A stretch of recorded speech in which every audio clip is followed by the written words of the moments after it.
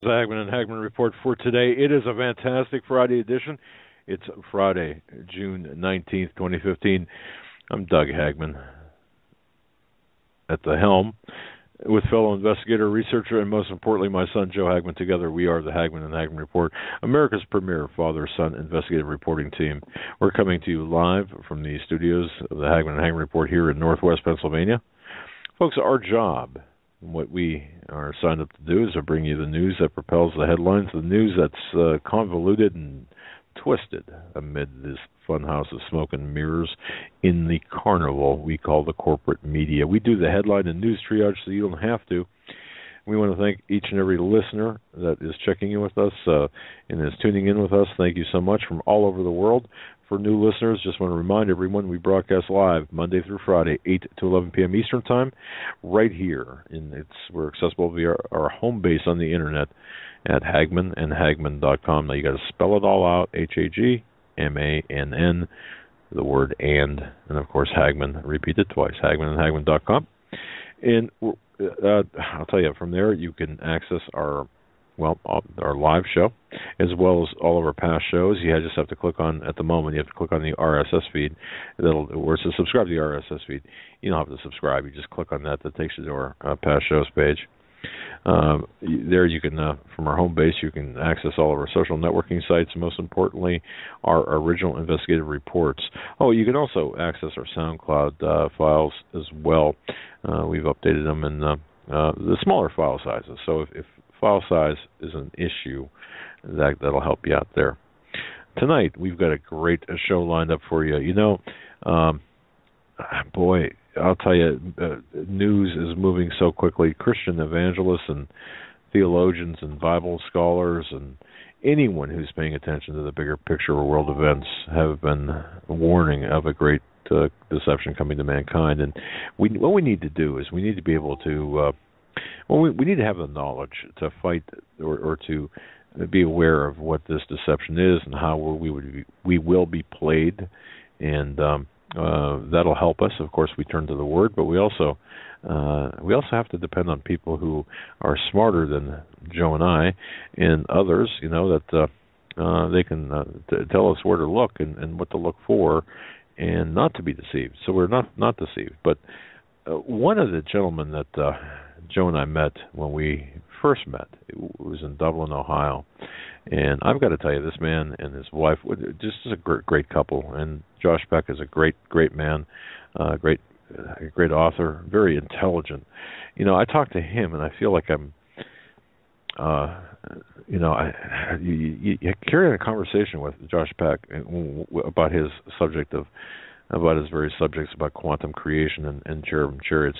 I mean, he's really good. He can help you understand very complex subjects, but you know, when you get deep into this, man, I just realize how much I don't know, and I have trouble living in three dimensions, and contemplating three dimensions.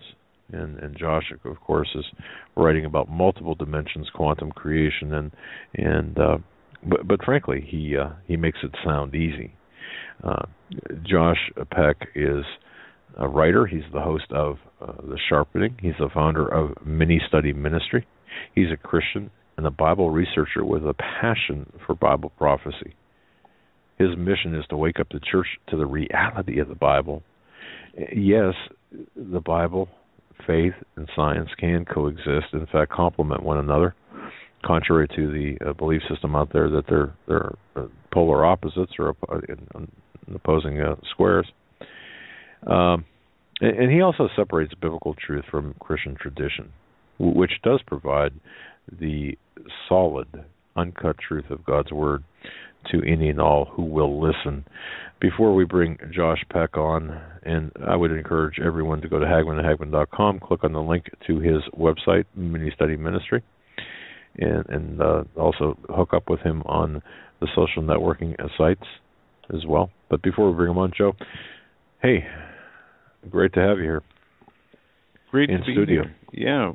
Yeah, had a busy day of research and working on stuff, and we have a event coming up in D.C. called the Celebrate America. Celebrate America, and we were talking about what we need to do to prepare for that event, as we are going there to speak either together or individually. I guess we're going to be speaking on Monday, July 6th at 7 o'clock p.m. at the Daughters of the American Revolution in Washington, D.C. That's kind of what we know right now. Celebrate America, D.C. It's a time for patriotic Americans from across our great country to celebrate America's heritage and Constitution on the occasion of her 239th birthday. This runs from the 4th through the 11th. Yeah. And our time to speak is on Monday the 6th. That'll be two times in Washington in 1 month. I think that's a little too much for us. But tonight, it's the air. It's the water inside the Beltway. We had Dan Duvall on Thursday, June 4th. We had Russ Dizdar on this Wednesday, and now we have Josh Peck. These three gentlemen talk about similar subjects. Russ and Dan do more the deliverance, but you, Josh, are I would say an expert on the mechanics of the interdimensional spiritual aspects and how they work. I know tonight we're going to cover a number of subjects such as CERN, also what you dub the technical. You know what? I cannot say that word. Technocalypse. Technocalypse. He had trouble earlier. I could say it earlier. But we're going to get into that stuff. Where would you like to start today? Well, first I want to thank you so much for having me back on the show. I've been really looking forward to, this episode in particular, and this will be my fourth time on your show, and I'm very, very grateful for every time you've had me on. And that was something I was thinking about too, where exactly to start with all this. And in hindsight, I probably should have picked a easier word than technocalypse, but that's okay. I had trouble saying it But basically, it's a technological apocalypse. I believe that the more that I look into this stuff, the more that I believe that technology, and especially discoveries in quantum physics, because that's the most fundamental, foundational study of creation, really, that there is. I believe that a lot of these things that the world is doing outside of God is going to ramp up into something big. I think that there are a lot of prophetic implications in these things. I'm really glad to be back on the show. So while I was preparing for this, luckily my wife was able to give me some time this week to put together a list in preparation for the show of areas that I wanted to hit. I probably should mention too, I hope it's okay I do this, but my wife recently started a new business called Neshama Essentials. It's basically aromatherapy. And the reason that I mention that, not only to I'll be honest, use your show as a platform to get the word out, but also it is such a blessing. And I know that you guys have been praying for our family, which, we talked about the last time that we talked. And I really want to thank you so much for that, because my wife was in, she was in an awful job that really didn't take care of her dietary needs because she's hypoglycemic, and she ended up in the hospital because of it. But thanks be to God, she was able to get out of that job. She's got a better job lined up working at a bank, and she's also working from home, making her own all-natural aromatherapy products. So I just wanted to give that kind of praise be to God out there to thank you and all your listeners that have been praying for my family. So things are going good there. But luckily, she was able to take off enough time for me to prepare for this show.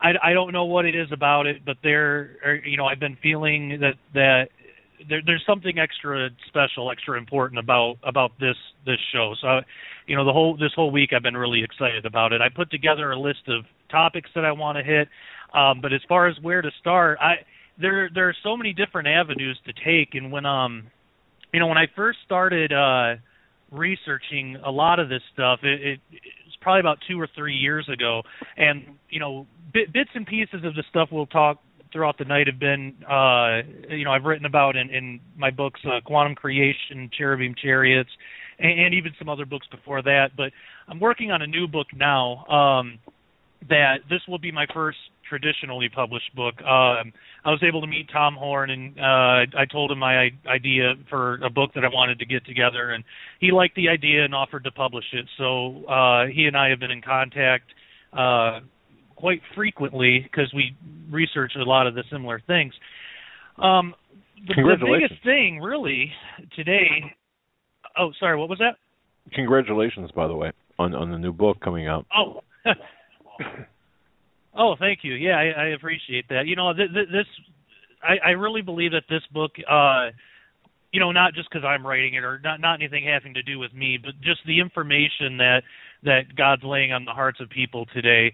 I believe books like this are going to be really, really important in the years to come, because there's so much that the enemy is doing. You know, there's so much that evil forces are doing that they get away with it because people don't understand it, or people unfortunately believe that they're in a position where they can't understand it. And you know, the science community's done a really good job of that, you know, convincing people that, you know, you're not smart enough to understand this stuff, so you have to leave it up to us to figure out, you know, if it's right or wrong. And they're doing it outside, you know, most of them don't even believe in God, so that kind of tells where their morality is going to be at. But the truth is, all of that, it's a lie. Anybody in the general public most often is going to be able to understand these concepts if they're presented in a way that they can understand. You know, the science community has almost developed a new language that we have to learn to even get our heads around what they're talking about. But the actual concepts, they're not too bad. And you know, the past 3 shows that I've you know, been with you guys and talked with you guys, I hope I've been able to to show that, because, you know, I don't make a secret out of it. I graduated high school with a 2.6, and I only did like half a semester of college, so I'm not at all like a highly educated person or anything. But you know, I believe that God is using that part of my life to show that basically, if I can understand this stuff, anybody can. It just so if they're, you know, the assumption that the world will give out to, especially to the church, saying that, you know, you're too dumb or you're not smart enough to understand this, it's a complete lie. And even more so, we need to understand it because of the things that are on the horizon, which is particularly why I'm so excited about the show, to be able to talk about a lot of these things. You know, really, CERN is probably the biggest one, and even just with CERN, we could easily do a series of 10 shows just on CERN alone. There are so many avenues, and I definitely want to get into that, but I figured a good place to start, just because I don't have as much information about it right now, and it's just kind of it just helps kind of settle into all these things. Is some of the other technology that they're trying to develop on a quantum level, and when I say quantum, that basically means the smallest of the small. So there are particles like atoms or protons. You know, they're different. There are different particles, but those particles are made of what's called elementary particles, like protons are made of 3 quarks and gluons and things like that. Well, the quarks and the gluons are the actual that's quanta. So that's the elementary particles that can't be broken down anymore. Essentially, they're made of nothing, which I promise that will make sense before the end of the show. But they're developing technology. They're developing technology on this level. And when you go down to the quantum level, there's a lot of really strange things that occur. And one thing that we've talked about before is quantum entanglement. And you know, they understand that it happens, they just don't understand how. And basically what quantum entanglement is when 2 particles, like say photons, you know, the particle of light, when they're entangled, it means that they're able to, in a way, send information to one another faster than the speed of light. It's at an absolute instant, which according to Einstein is supposed to be impossible, which is why he wasn't a fan of quantum entanglement, or really quantum theory in general. So you could have two photons at either end of the universe, and if they're entangled, they're still able to communicate with each other at an instant. The only way that I can get my head around that something like that is possible is when higher dimensions are introduced. By accessing higher dimensions, you can travel shorter amount of, longer areas in a shorter amount of time. So there's no real good working theory right now on how quantum entanglement works or why, but they just know that it does. So what they're trying to do is develop something called quantum computing, which basically, if they were able to implement this, and I believe that they're heading there, I believe that they're trying to do this now actually at CERN. If they achieve this, computers will basically be obsolete. Whatever types of computer chips or whatever they'll build from this technology, it will work at an absolute instant. So say, if you have to wait, a few minutes to download a song or wait a couple hours to download a video, it wouldn't be like that. You would just have it instantly. There'd be no time. And that's just small scale stuff. Large scale stuff, they would have basically infinite processing power, like speed. It would be everything would be at an instant. And one of the reasons that this can be dangerous is, first, if quantum entanglement works by way of higher dimensions and we utilize that, we're essentially sending information into higher dimensions. And we don't know what's there that's going to, that could pick up the signal, so to speak. Also, another thing that's kind of dangerous is with the amount of computing power and speed that we have now, look at what the world's doing with it. I can't even imagine what it would basically be opening Pandora's box. Things like artificial intelligence, or all these things that transhumanism would explode. All these things that they're trying to do, it would increase exponentially. They'd have access to a lot of these things. So that's something that we need to watch out for. But what's actually, I just saw a news report recently out of CERN that they are, since they've increased the power, they're realizing that the computing speed that they have just isn't going to be sufficient. It was barely sufficient even before. For example, when a collision happens, they basically only keep one out of every million or so, or billion or so collisions, because they don't have the computing power to be able to analyze all of them, and there's billions and billions. So surprisingly, the Higgs boson was announced in 2012, but it's estimated that they actually had created Higgs bosons at least 100,000 times the first year that the Large Hadron Collider was even running. But they can't compute all the information, so they had to wait before they were able to actually get enough statistics to know that they had it to be able to announce it. So this is a problem for them, and they just partnered with a computer company to look more into quantum computing as an option to be able to read all this stuff. So it's kind of convenient that they have this problem, and the solution is quantum computing. So let's go out and get funding and get all this money to dump into this. So when we have it, we'll be able to discover more particles and things. So that's the first thing that we should look out for. Yes. Just as an FYI, there seems to be like a 3 to 5 second delay, but that's no big deal. Secondly, before you get too far into this cloud computing, are you familiar with Moore's law?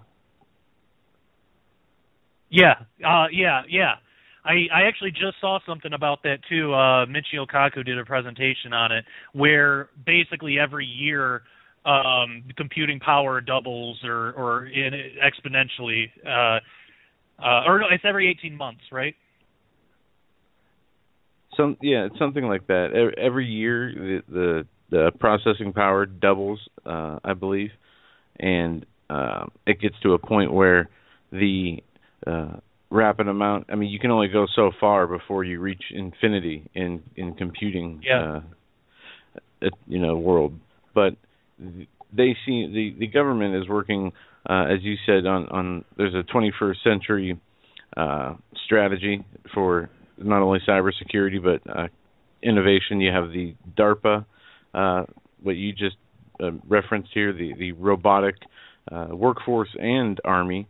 You have the continuation of market manipulation and the ability to take control of all currency through digitization.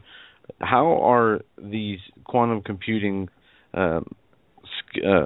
policies and innovations, how are they, because they're sold to us as something that's good.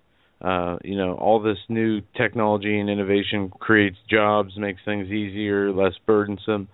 What are the dangers, if we could go like issue by issue, what are the dangers economically for moving away from a cashless society to a digital currency? I think one of the biggest dangers is we really don't know when it comes to quantum computing. Again, it's possibly, and I say possibly because I don't think anyone knows for sure, but it's possibly using higher dimensions to be able to do these things.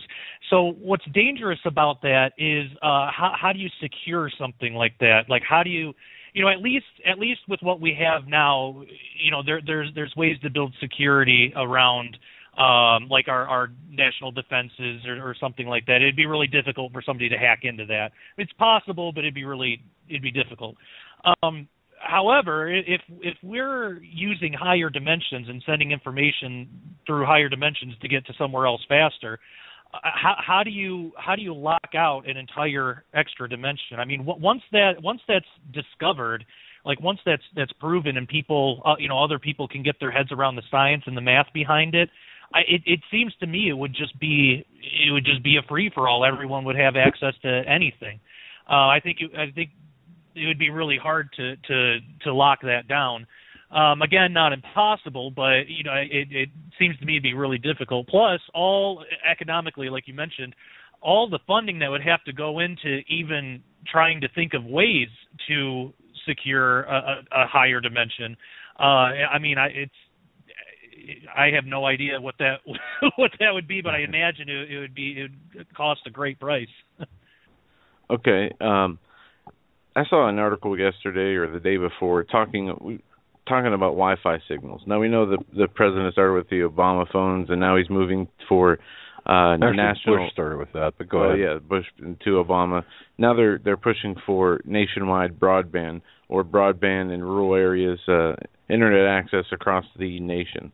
And with this, there was an article out of some science publication that talked about, I term it, or have heard it termed, 4D mapping, that Wi-Fi signals, even if you don't have a computer or a cell phone in your house that's connected to it, say you a couple of your neighbors do, they can map, they can count how many people are in a given area.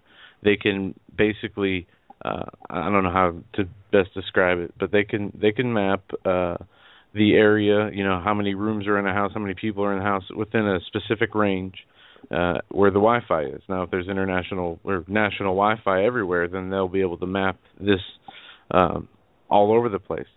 Do you understand the mechanics behind that?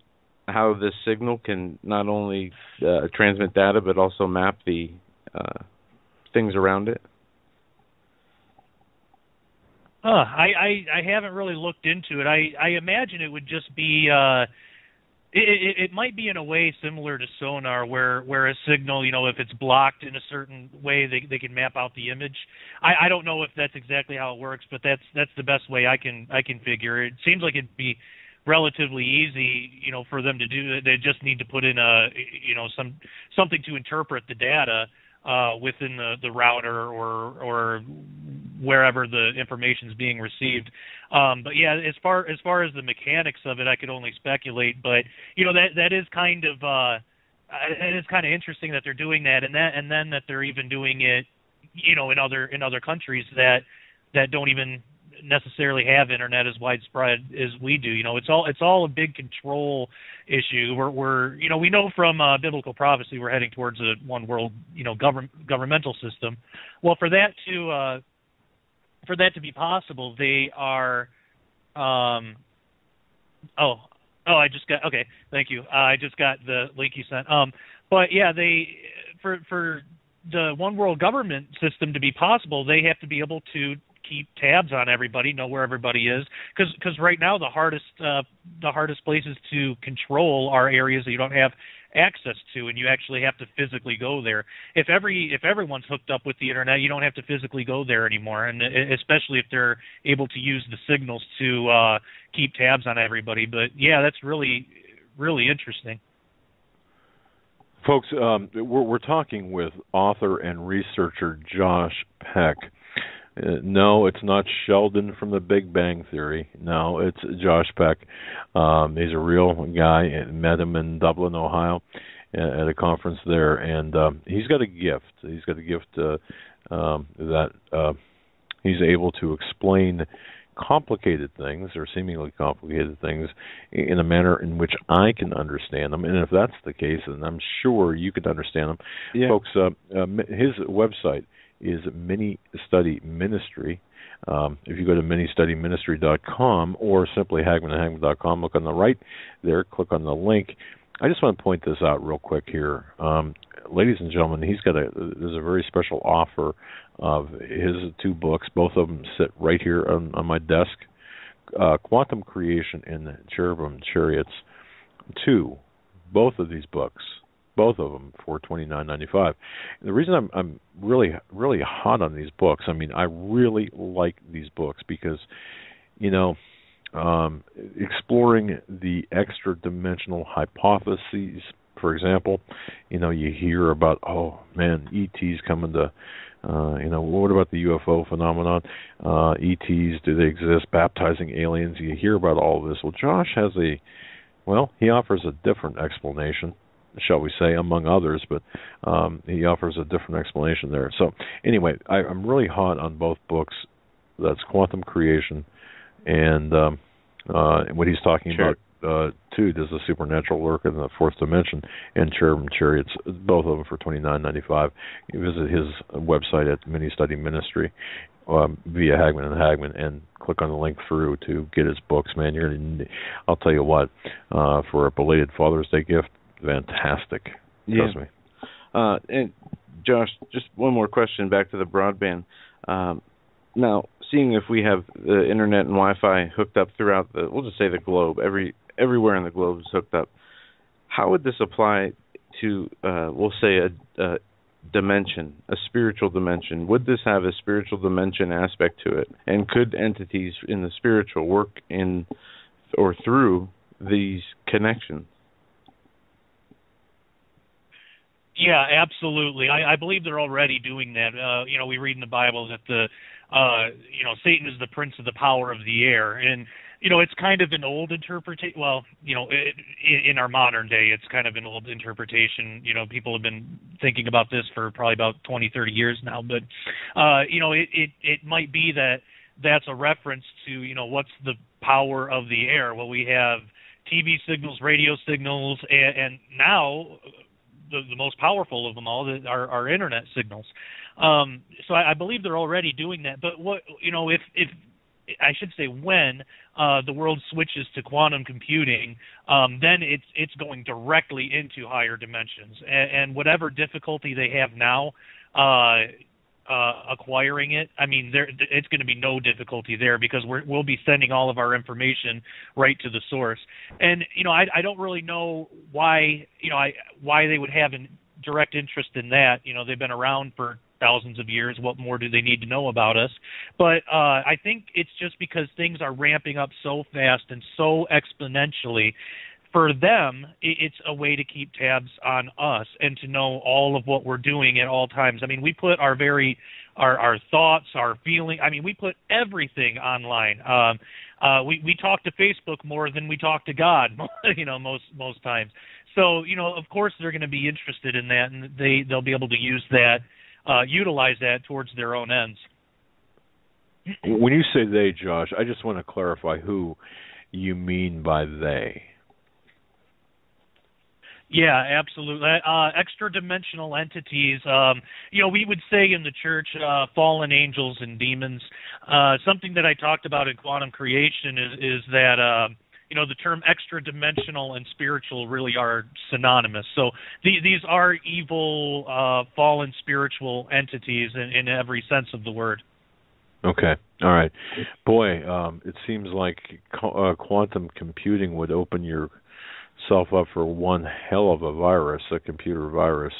And that wasn't, I said that intentionally. I said the word hell intentionally. Evil virus. Yeah. Okay. Joe, I mean, have you completed that line of questioning there? Well, yeah, there's some things that I have that will fit in as it's relevant to other topics we're getting into. But let's get into CERN, Josh. Many people have questions, send us questions via email, calls, guests we have on, whether they're ministers or they're in some other field. People always seem to bring up CERN. It's one of the big ones now, as the Hadron Collider continues to be turned on and ramped up to higher and higher speeds. We know they accelerate particles and smash them together. They say they're looking for the, quote, God particle, and they also there's also claims that they're trying to open dimensions or portals into this dimension. One, do you believe they have the ability to open portals to other dimensions that would be able to transport entities, or entities would be able to come and go?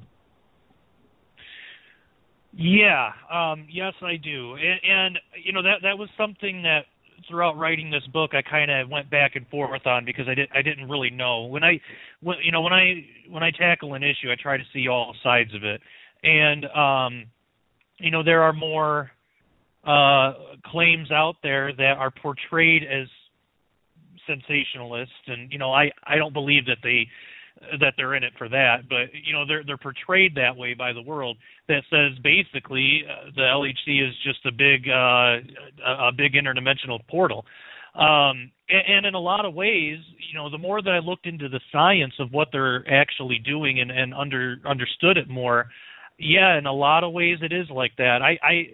But the portals that they're creating now, and this doesn't mean that they can't grow in size or that they can't, amp up the power even more to make bigger ones, but the portals that they're creating now are on a quantum scale. They're incredibly small, and right now it's to the point where basically nature is making these portals through like cosmic rays that hit the earth and things like that. So as far as right now, from what we're being told anyway, I mean, they could be doing a whole bunch of stuff behind the scenes that we don't know about. But from what we're being told right now, I wouldn't think it would be anything that we would be able to travel through, or that an entity could come through yet. But I believe it is heading that way. But what they could do, though, and this is something that they're talking about, is there at CERN, the physicists could use particles such as gravitons to create a type of binary to send a message through. And there's actually a documentary. I have it linked in my blog. People go to my website, they can find my blog and then look at the CERN series. There's a documentary where a popular physicist, Brian Greene, who I really like his work, I think he's brilliant, but he hosted this documentary, and he talked about how possibly in the future that they might use gravitons to send messages to higher dimensions and see if anything communicates back. Now that's something that they could potentially do now if they figure out how to utilize gravitons. So yeah, I believe in the future, if they keep doing what they're doing, maybe not with the LHC because it has certain limitations unless they build it up more. But they're planning for a future collider. It'll be called the ILC. It'll be a linear collider instead of a circle like the LHC is. Possibly in Japan they're looking at, but that one's using different processes. Or will be in the next few years. With that one, they might actually be able to have enough power to create a portal and do things like that. My next question would be, do they need to create a portal for the beings to travel from our realm to their realm? No, I believe any time, and this gets more into the spiritual side and more away from the scientific side. But I believe any time we go against God's wishes, that can create a portal. There are occultists nowadays that just through meditation will create spiritual portals. Now, of course, the physicists and people at CERN, they're doing it for the most part outside of a belief of God. Most of them are atheists or agnostic, and they don't really care to think about what God might want. So they're using the technological side to access these portals. But any time, and the Bible talks about this too. That's why God lays out really clearly what He wants us to do and what He doesn't want us to do. It's not because He's a ruthless dictator or anything like that. It's just to make things easier on us. That we'll be happier the more that we follow what He says we can and can't do. So anytime that they're going outside of that, which I believe that they are doing things at CERN that are definitely going outside of that, such as accessing higher dimensions and things. The Bible tells us that we shouldn't be messing around with that stuff. It's basically, in a way, it could be considered necromancy and things like that.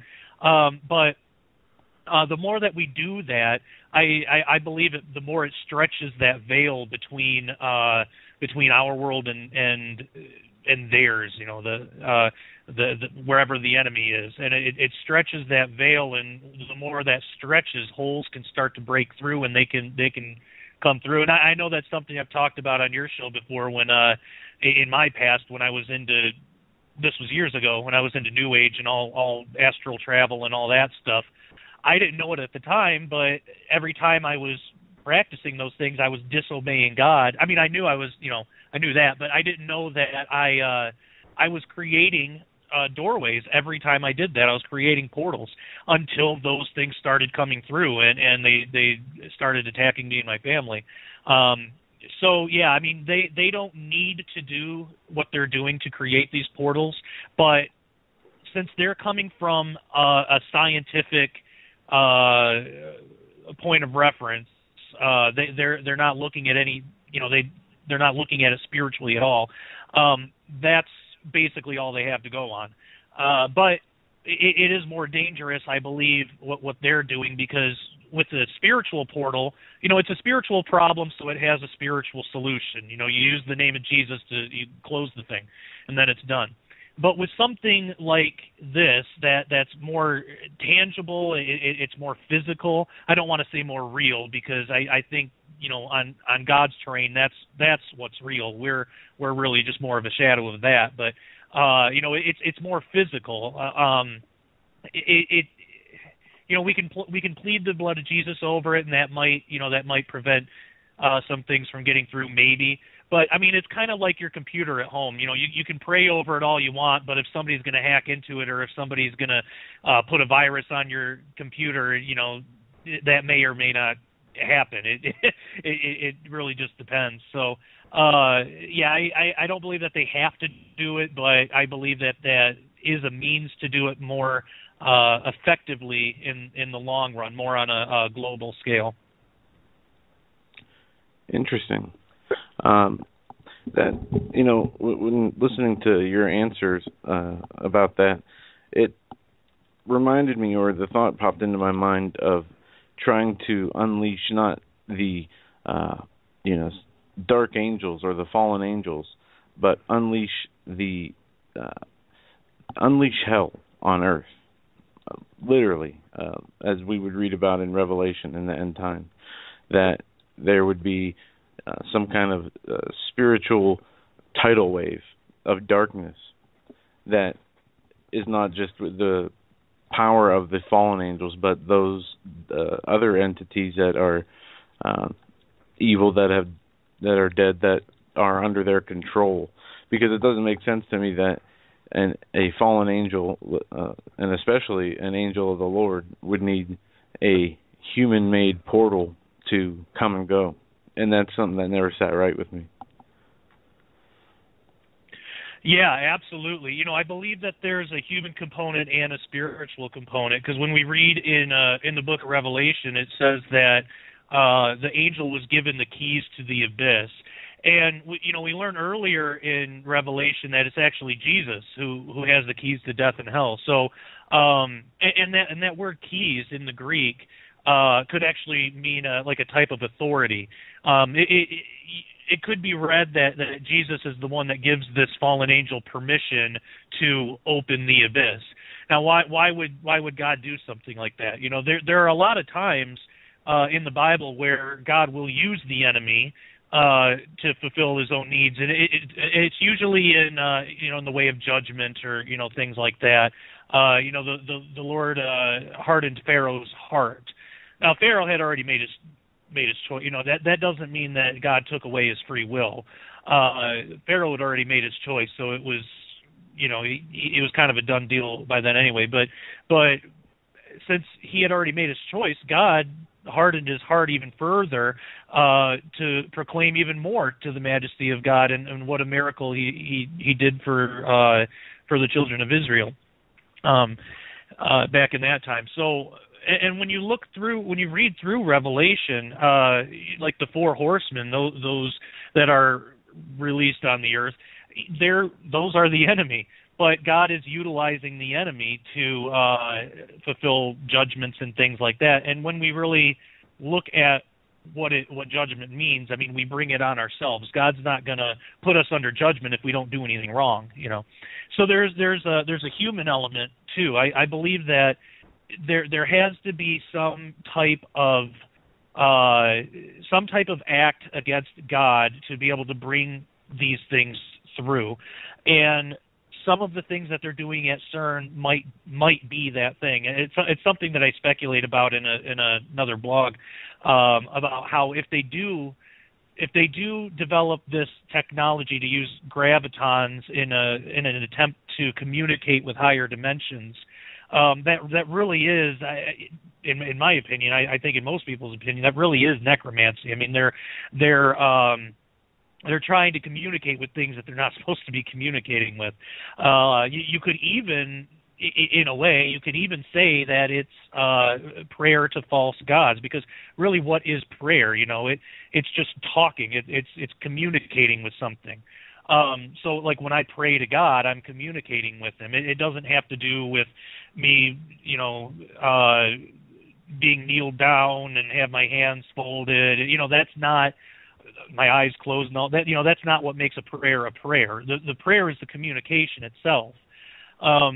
So if and when they create this binary graviton communication system and send a message out into higher dimensions to see if anything comes back, that in a sense it's like a modern day prayer. It's an attempt at a communication, and it's to false gods, because who else is gonna answer it? And I believe that we're given the answer in Revelation 9 that talks about these locust beings that come out of the abyss. So one thing that I talked about in that blog was, and I'm writing about in the book, is the possibility that what they're doing at CERN might be the human component to opening the abyss. And now, again, there's still the spiritual component, but I think that it really starts here and with disobeying God in such a way that something that extreme would happen. So I mean that's my opinion. I mean, it could be wrong, but that's kind of how I look at that aspect of it. It's very interesting. With what we have coming up, the Pope coming here in September, the end of the Tetrad, the blood moons, the Jade Helm operations. We have all these different convergence of events, the economy, the Trans-Pacific Partnership. I mean, we can go on and on. A lot of people also are pointing to some kind of spiritual shift or change. And, we talk about frequencies in the past and how frequencies can be used as weapons, the sound weapons they have, how they can be used to make behavior changes in a person, anger, happiness, play with people's emotions. Some speculate that there are and have been frequencies from different places in the United States and the world that government have been experimenting with and or now have perfected in order to get people's emotional, the control of their emotions, or to trigger certain, mental behaviors. Do you see is there a danger here? Should we be worried about the ability of the governments to create frequencies that alter our minds and moods? Yeah, well, first off, we should fear God and not man, but we should, definitely be concerned. I don't want to say that people should be afraid, because we're not given a spirit of fear. Yeah, but they're not afraid. Aware. That's the perfect word for it. Yeah, absolutely aware. Because I do believe that they're doing these things, and even, there's just no really good language to get around it. I mean, horrifyingly, one of the things that they might be able to do in the future, and I can get more into this a little later after if we get to talk about quantum field theory, but one of the things that they might be able to do is actually put another consciousness in a person. An actual, really, it would have to be an entity, I would imagine, but this wouldn't just be like a split personality. This would be an actual separate consciousness in you, and they might be able to actually just take your consciousness away, essentially killing you, and using your body as a vehicle for this other consciousness. And that's something that if I would have heard somebody say that like 2 weeks ago, maybe a month ago, I would have thought that that's crazy. And I'm not one to make sensationalist claims without being able to back it up, but there's actual real science behind that that they are looking into now. Now they'll never present it that way, but one of the things that they're looking into is artificial intelligence, and that actually has something to do with CERN too. When I want to make sure I have enough time if I really start getting into this area. How much longer do we have before we go on break? We got 12 minutes until the top of the hour, and then really, Josh, anything you want to talk about, we'll just let you loose, and you can do that, and we can ask questions later. So 12 minutes until break time, and then we'll go from there. All right, fantastic. That sounds good. Well, I'll hold off on that until after the break then, because it gets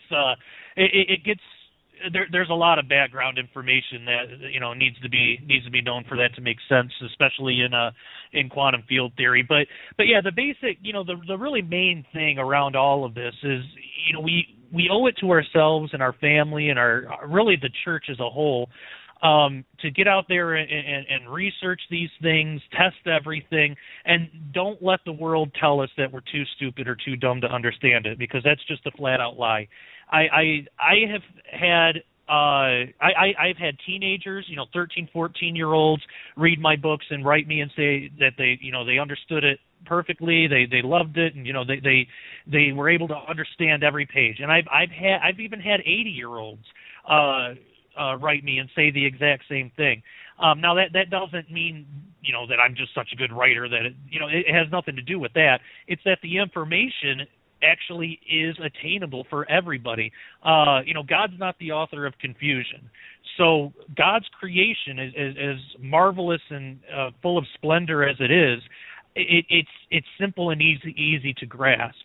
The problem is when the enemy gets involved, when Satan gets involved and starts influencing, scientists or the authorities in these fields to make it more complicated than it needs to be. And like I said earlier in the show, they basically have developed a new language that you have to learn to even understand what they're talking about.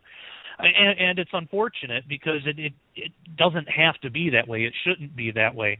The concepts are easy and simple, and again, He's just not the author of confusion. The author of confusion is Satan, the enemy. So when the world tells us that we can't grasp this stuff or we have to be a genius, it's just not true. Okay. Yeah, and I agree with you. And we saw an article the other day on CNN talking about the TPP and the TPA, and it said, it was quoting some lawmaker who said, well, the fact that it's not public is not really relevant because if it were public, the American people couldn't comprehend it anyway. And they use that's how they. Go ahead, Josh. Oh, sorry, I didn't mean to interrupt you. I was just saying, that's how they look at us. That's how the people in charge look at us. We're consumers. But yeah, go ahead. Yeah, no, they use it as a tactic to make people feel as though they're not, worthy or smart enough to understand such complex matters. But you're right. You made a great point about the language, especially the English language. It has been so watered down, and it has been manipulated and changed. You have the common language, and then you have legal language. You have just such a widespread epidemic of illiteracy in this country now, when this used to be the most literate nation ever on the earth. We always talk about the example of a test from the 1890s, how a sixth grade English test couldn't be passed by college master, candidates nowadays. They've dumbed us down.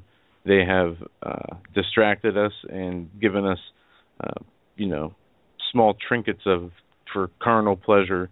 Meanwhile, implementing their supernatural evil agenda, and they've been, batting 100% because they're right on track. Yeah, you're absolutely right. They're the ones that have dumbed us down, and yet they're the ones that are talking down to us because we're dumbed down.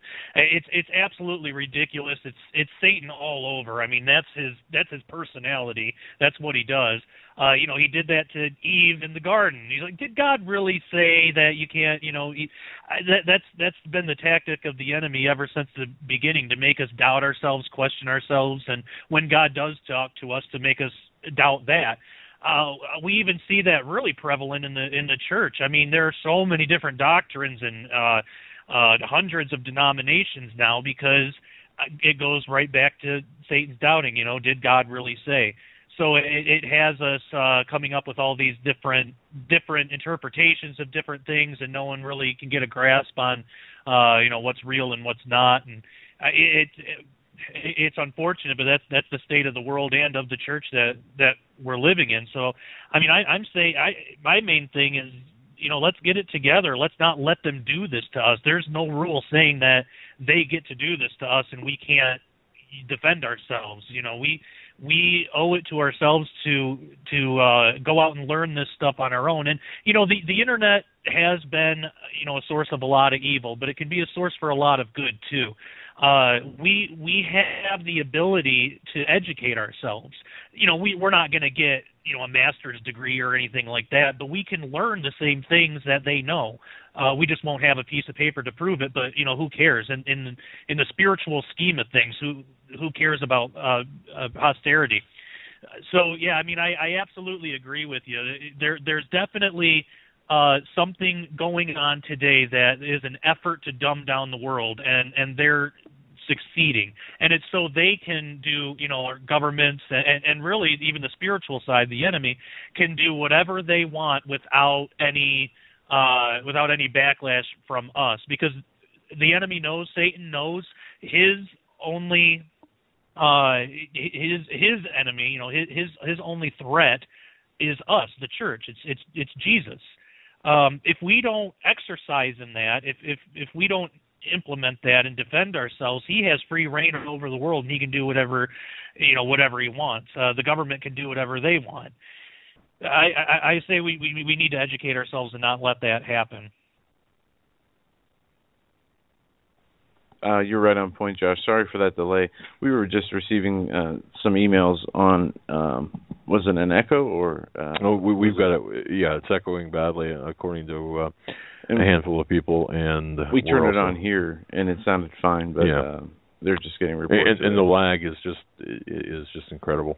So we apologize for that. I'm not sure what's up with that, but go ahead. But yeah, you're coming in loud and clear, Josh, and I don't know if you want to reconnect, we can reconnect. If you want during the break here to hang up off the call, and I'll add you to our Skype. That's how we connect with Stan every week, and it works fine. And if we have problems there, then we will call your house phone, and if we have problems there, then we'll come over. well, put the coffee on, brother. Yeah, our door's always open to you guys.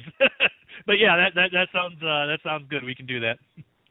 All right. Here's what we're going to do right now. Let's do this. Since we're at this point here, we're going to take our top of the hour break right now and reconfigure this.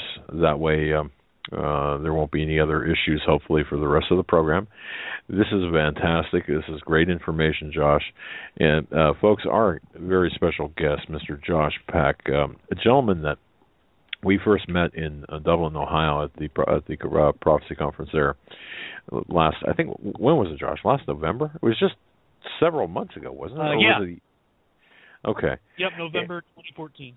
Okay, wow. And the information that you had provided was something, I knew, and Joe knew immediately. We both knew that it was so important that people understand this for so many reasons. And, what you said earlier, the scientists, the people in power, they have a tendency to make us think that we're stupid or we can't understand this, when in fact, we can and we must. And you've got a gift of your books. I was reading them, going through them today, Cherubim Chariots, as well as Quantum Creation, the way you write them. And this isn't false flattery. This is just a matter of fact. You make it so people can understand the different dimensions and interdimensionality, and by watching the videos too, understanding really what quantum physics is. And so thank you so much for everything you do, folks. Josh's website is ministudyministry.com. And very simply, go to hagmanhagmann.com, and on the right-hand side there, underneath today's program, just click on the link on his name, and it'll take you directly to his website. Don't forget to support his ministry, and of course, he's got his radio and television appearances there, and in the front page, he's got his Skywatch TV interviews, fantastic interviews. Yeah. And I'd urge everyone to watch the top two there that he's got, and also take advantage of the featured products, especially the books, the two books. You can't beat the price, Cherubim Chariots and Quantum Creation.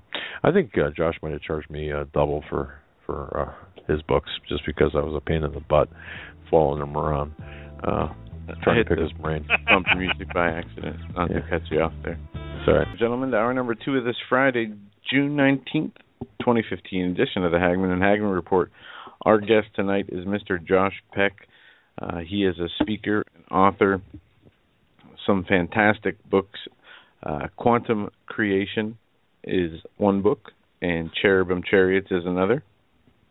Josh, do you have any other books that you're working on or ready to release? Oh yeah, I have I think 7 or 8 other books prior to those.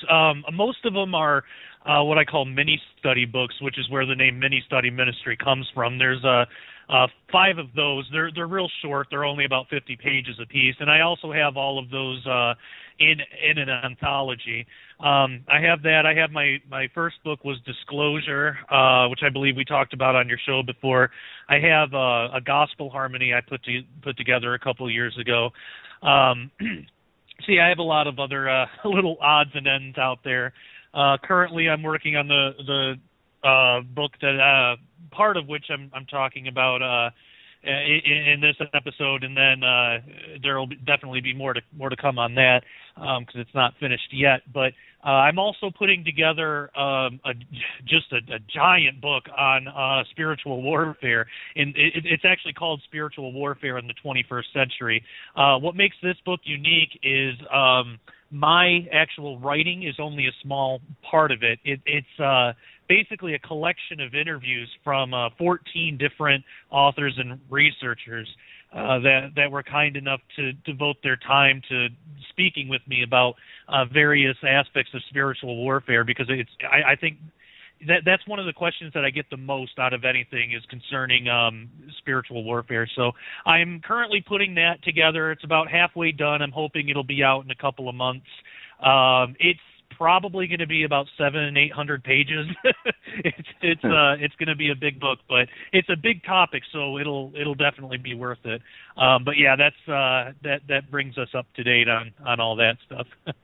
And I apologize, I forgot about the book Disclosure. I have actually read that book, and I completely forgot about it. But where would you like to go this hour? Yeah, we'd like to turn you loose, Josh, and because I know you had spent all week with talking points. So go ahead and just consider this your venue for presentation, and we're gonna stay out of your way as much as possible. Thank you so much, guy. I really do appreciate that. That means a lot. Coming on your show and being able to just have free rein to talk about whatever I want. That really means a lot. And I do want to say too, because I want to make sure there's a record of it on air, because I've said it before, but I want to make sure I've got to get you guys on my show sometime. I'd love to have both of you on the Sharpening sometime soon in the future. So we can talk about that more later. But I think really the basis of all this stuff, we ended the last segment with me saying how important it is for us to understand these things and be educated. So I'd like to, take up my role in that and step up to the plate and try my best to convey and educate your listeners as best as I can. It really starts with quantum field theory, and this was one of the most phenomenal things I've ever come across in all my studies and research. It's literally the basis for everything. It's the basis of creation. It's the methods that God has used to keep us all in existence. So I think that would probably be the best place to start. And actually, I'm going to bring up the part that I have written in my new book, so I can give your listeners the very first sneak peek and maybe a couple of quotes from my book. I haven't even done this on my own show yet, so that's good. But quantum field theory, not a lot of physicists will really talk about it. And actually, really the only physicist that I know that has talked about it to the general public, people like you and I, is one named Sean Carroll. He wrote, I have 2 of his books. They're excellently written. One is called From Eternity to Here. That one's really about time and how time works. And then the other one is called The Particle at the End of the Universe, How the Hunt for the Higgs Boson Leads Us to the Edge of a New World. Now I'll preface, because I'll probably talk a little bit about Sean Carroll's work throughout this, because he's one of the only ones that talks about this, but I'll preface it by saying he's not a Christian, so some of the things that he says, if you read his stuff or watch his presentations, you have to take with a grain of salt.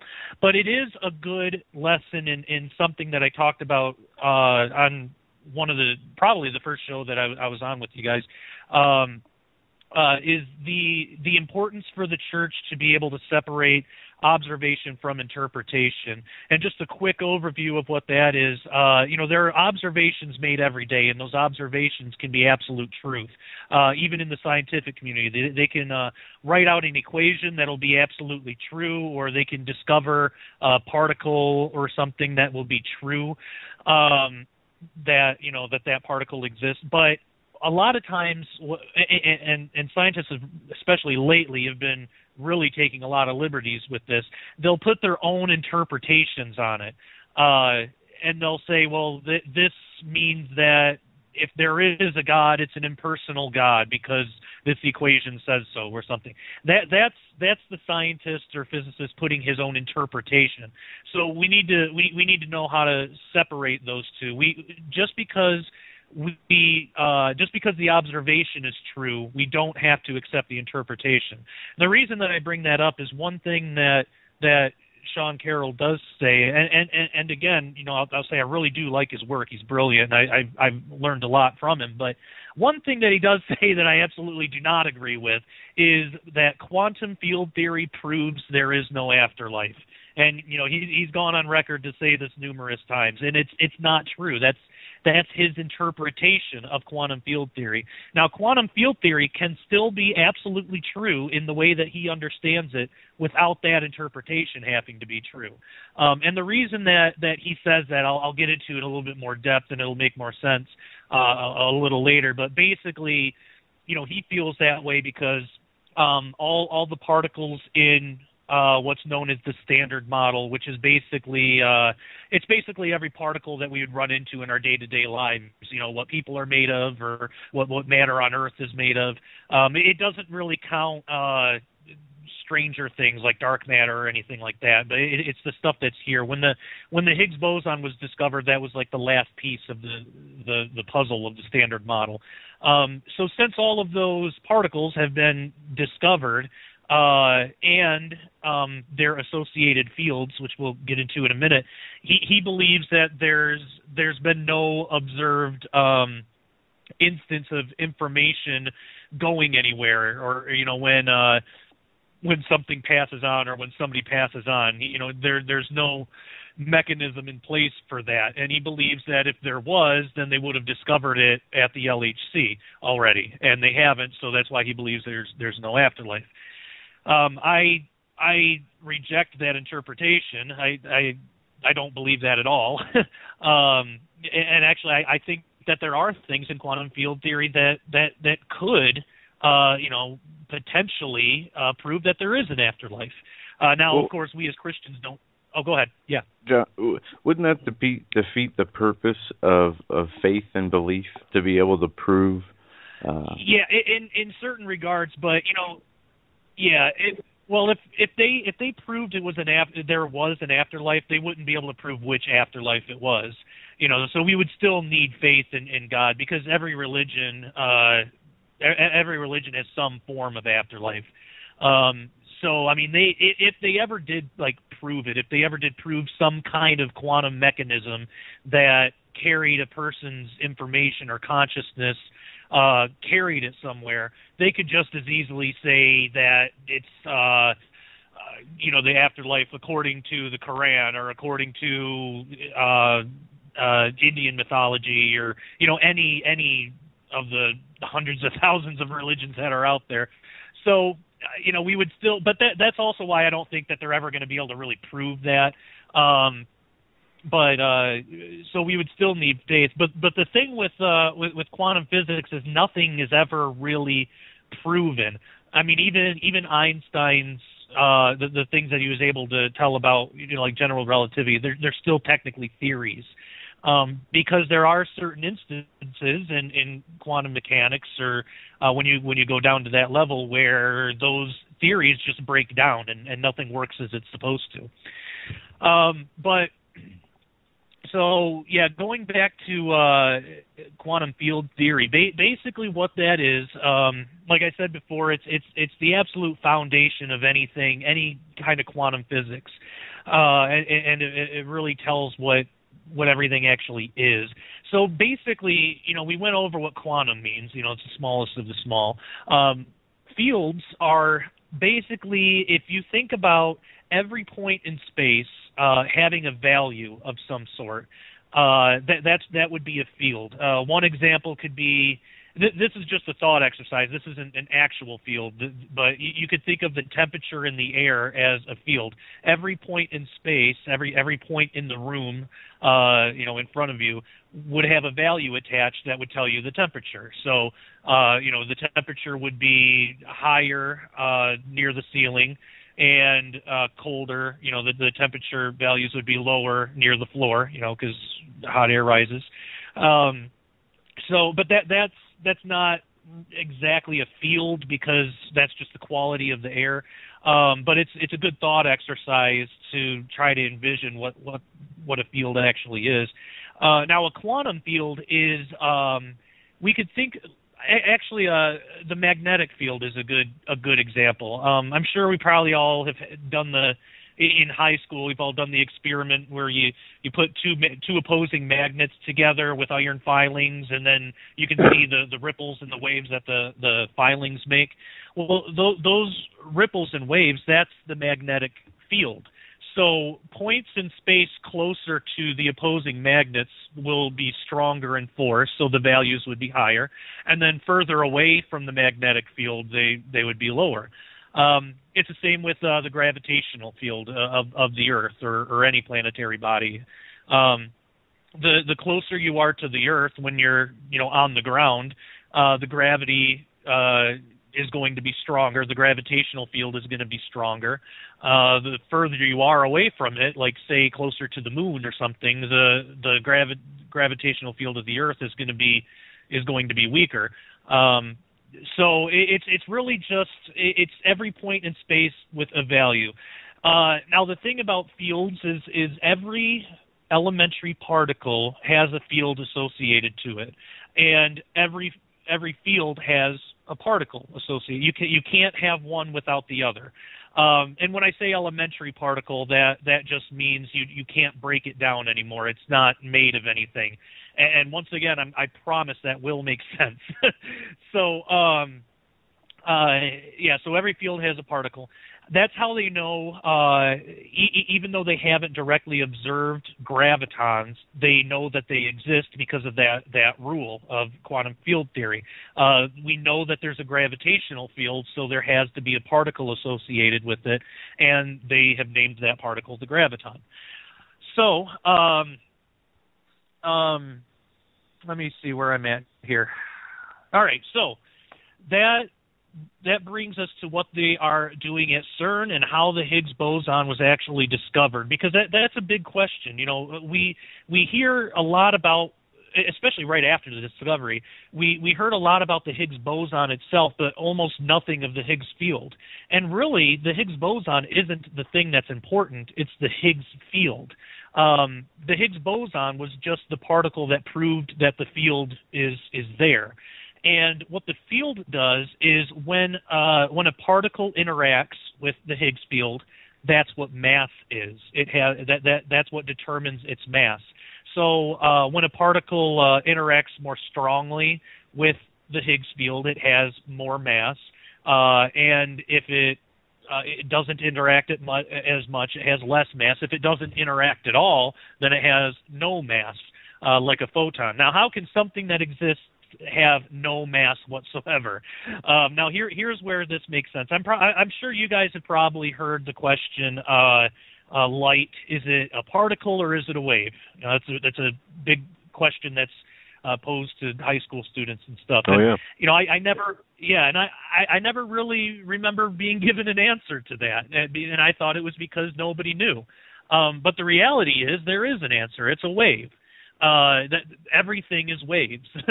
How that works is when we say that in quantum field theory a particle is associated with a wave, really what that, associated with a field, really what that particle is a fluctuation in the field. So when the values of the field go up high enough in a certain localized area, that's what a particle actually is.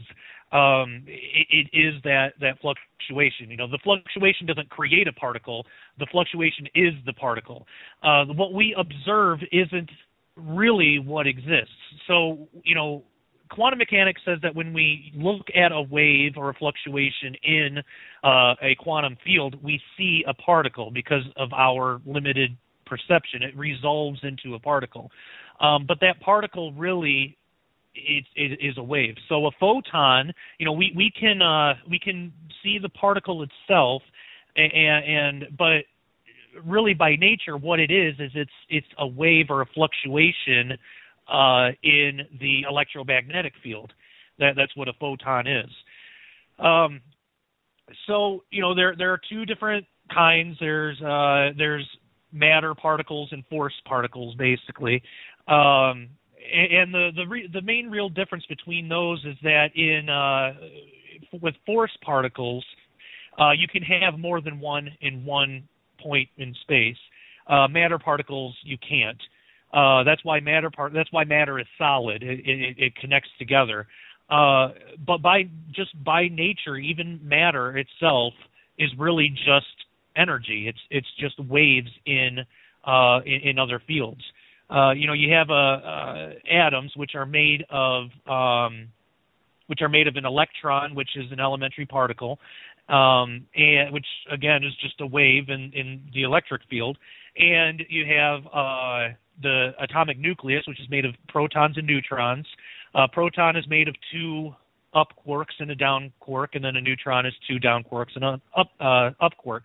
And they have gluons that hold the quarks together. Now, the quarks and the gluons, those are the elementary particles. Those are the fluctuations in the field. Now, when those fluctuations get together, they create the nucleus of the atom. So you have these waves kind of coming together and attaching them, their energy to one another. And then the electron is there too. That's what creates an atom. It's really just, in a sense, it's really just a different kind of energy. So when we have a solid object, it's really condensed energy. That's what E equals mc square actually is. Energy equals mass times the speed of light squared. So we have the speed of light, and you square that. You times it by itself.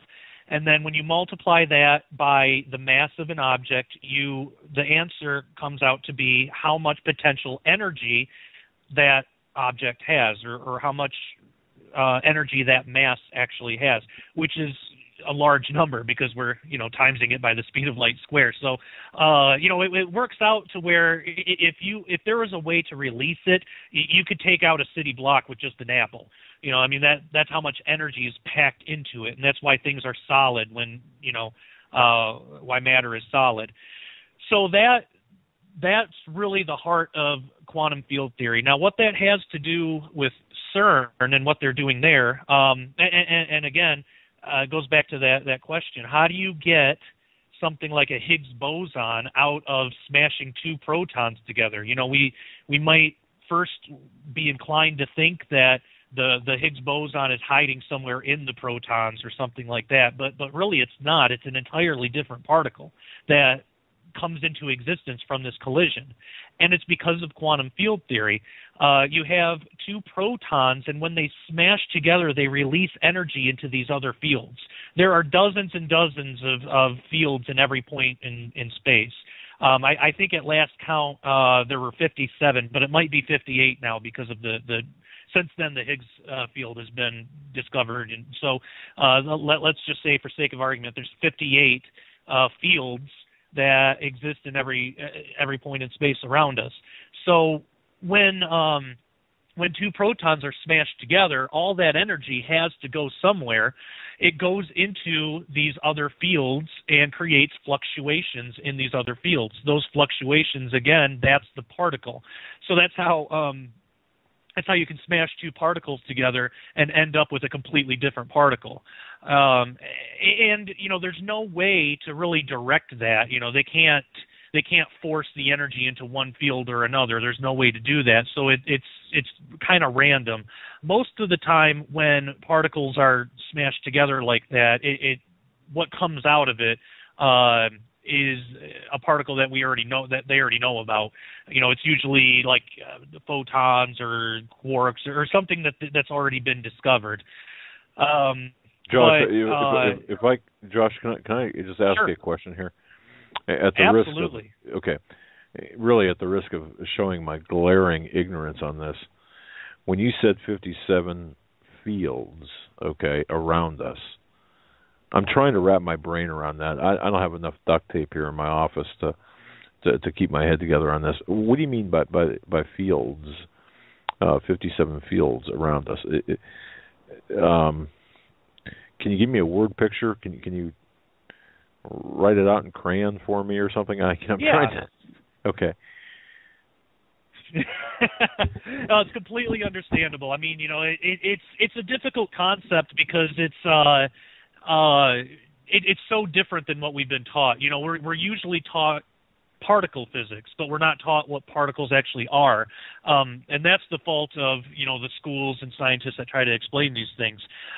So basically, when I say that there are, 57 fields, like in front of us, it's really more of like a potential kind of thing. As far as like a word picture, well, let's say you're immersed in water. You're actually immersed in hydrogen and oxygen. That you could think of that as like two fields, sort of. But the difference there is you're immersed in it and it actually exists. That would be like if every particle was, in every point in space. But in quantum field theory, the fields are really more about the potential for a particle to exist. So just because there are 57, fields in front of me doesn't necessarily mean there are going to be 57 different particles in front of me. I mean, that would be impossible. But there's the potential for them. There's a mechanism there that exists where if you add energy, a particle can spring out of that. And that's basically what existence is. That's why, physicists will say that, and they say it in the most confusing way, I swear, but, they'll say empty space really isn't empty. And that kind of logic makes no sense, and it's because it's the way that they word it. What they should say is there's just no such thing as empty space. That would be a lot easier than to say empty space isn't empty.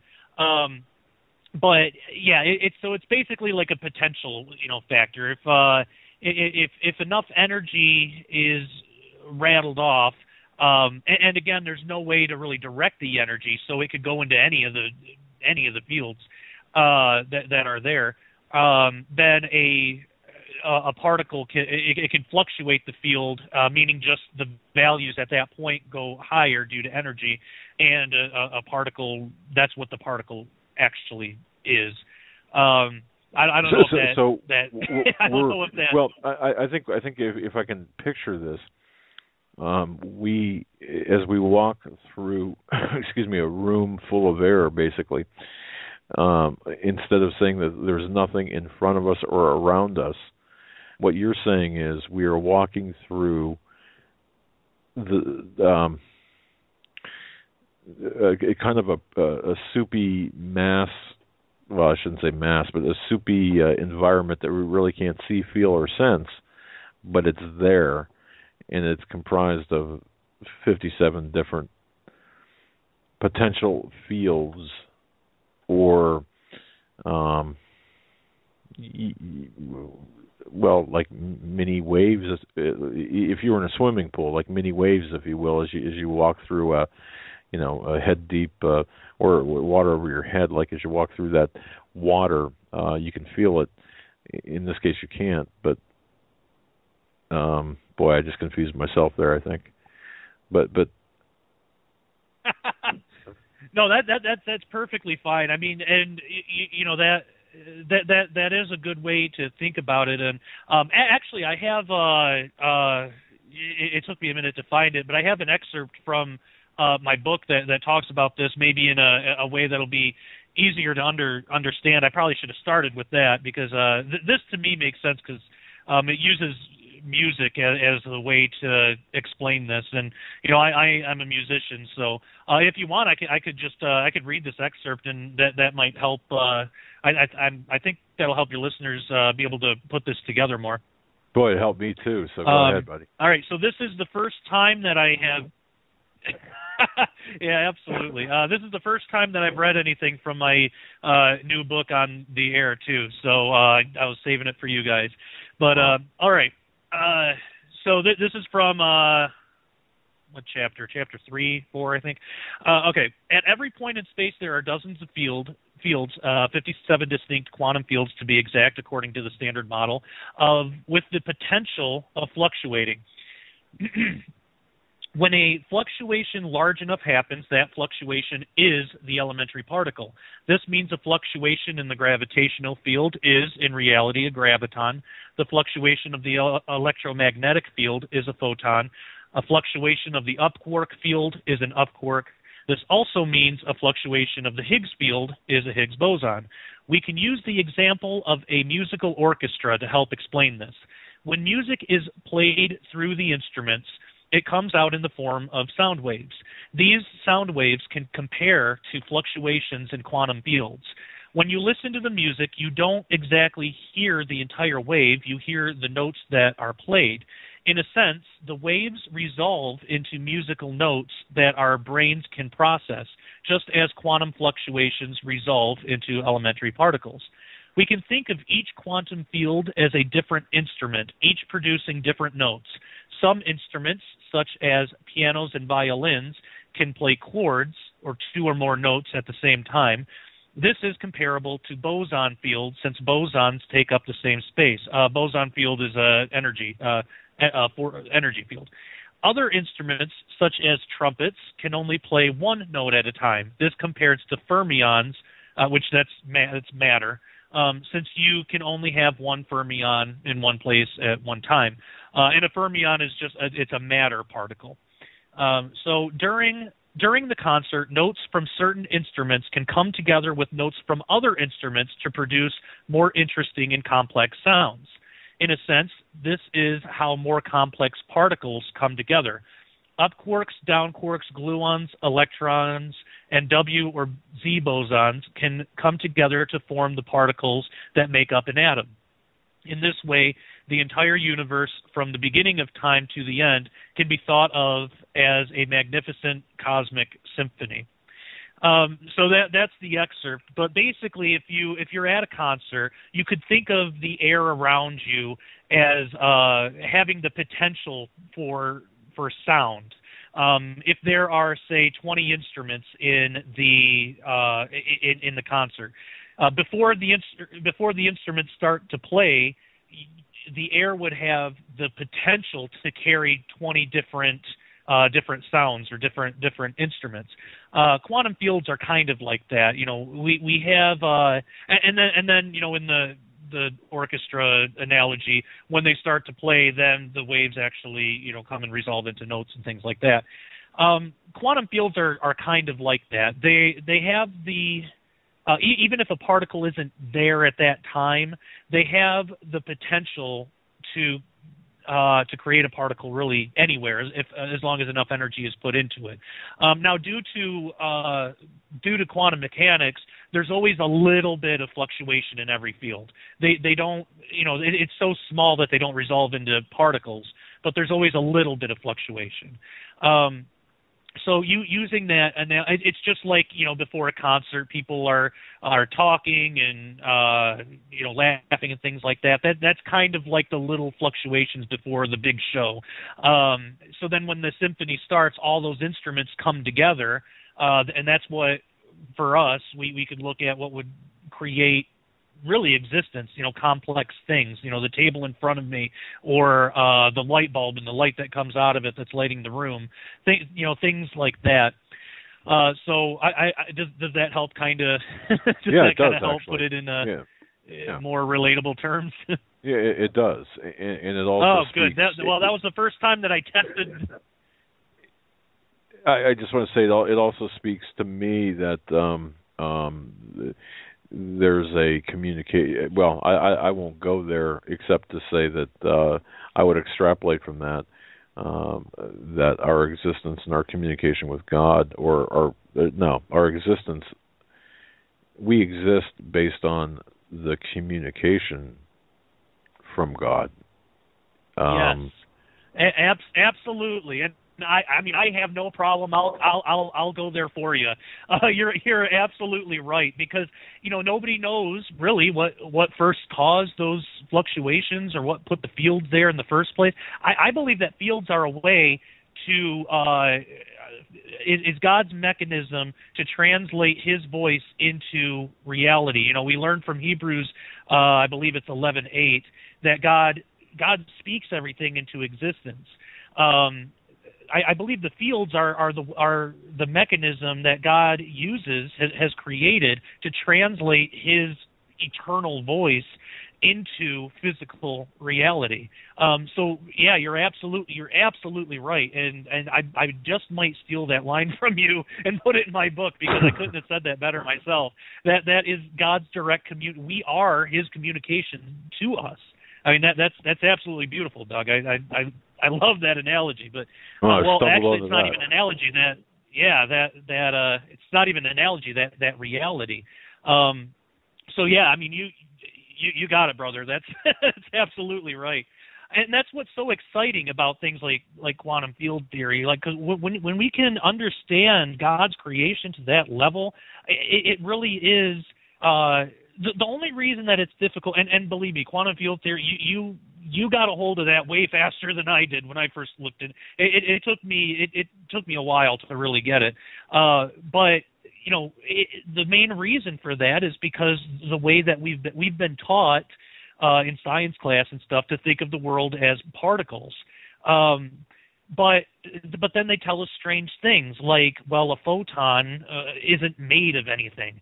How could that be possible? But now, if we understand that particles are just fluctuations in fields and it's really just energy, well, then that makes perfect sense how it could be essentially massless, not have a mass, and it's just a fluctuation in a field brought on by energy in that field. That's how a particle can be made of nothing. But they never really teach you that in class, in science class. I have a quote here, if I can find it. Here we go.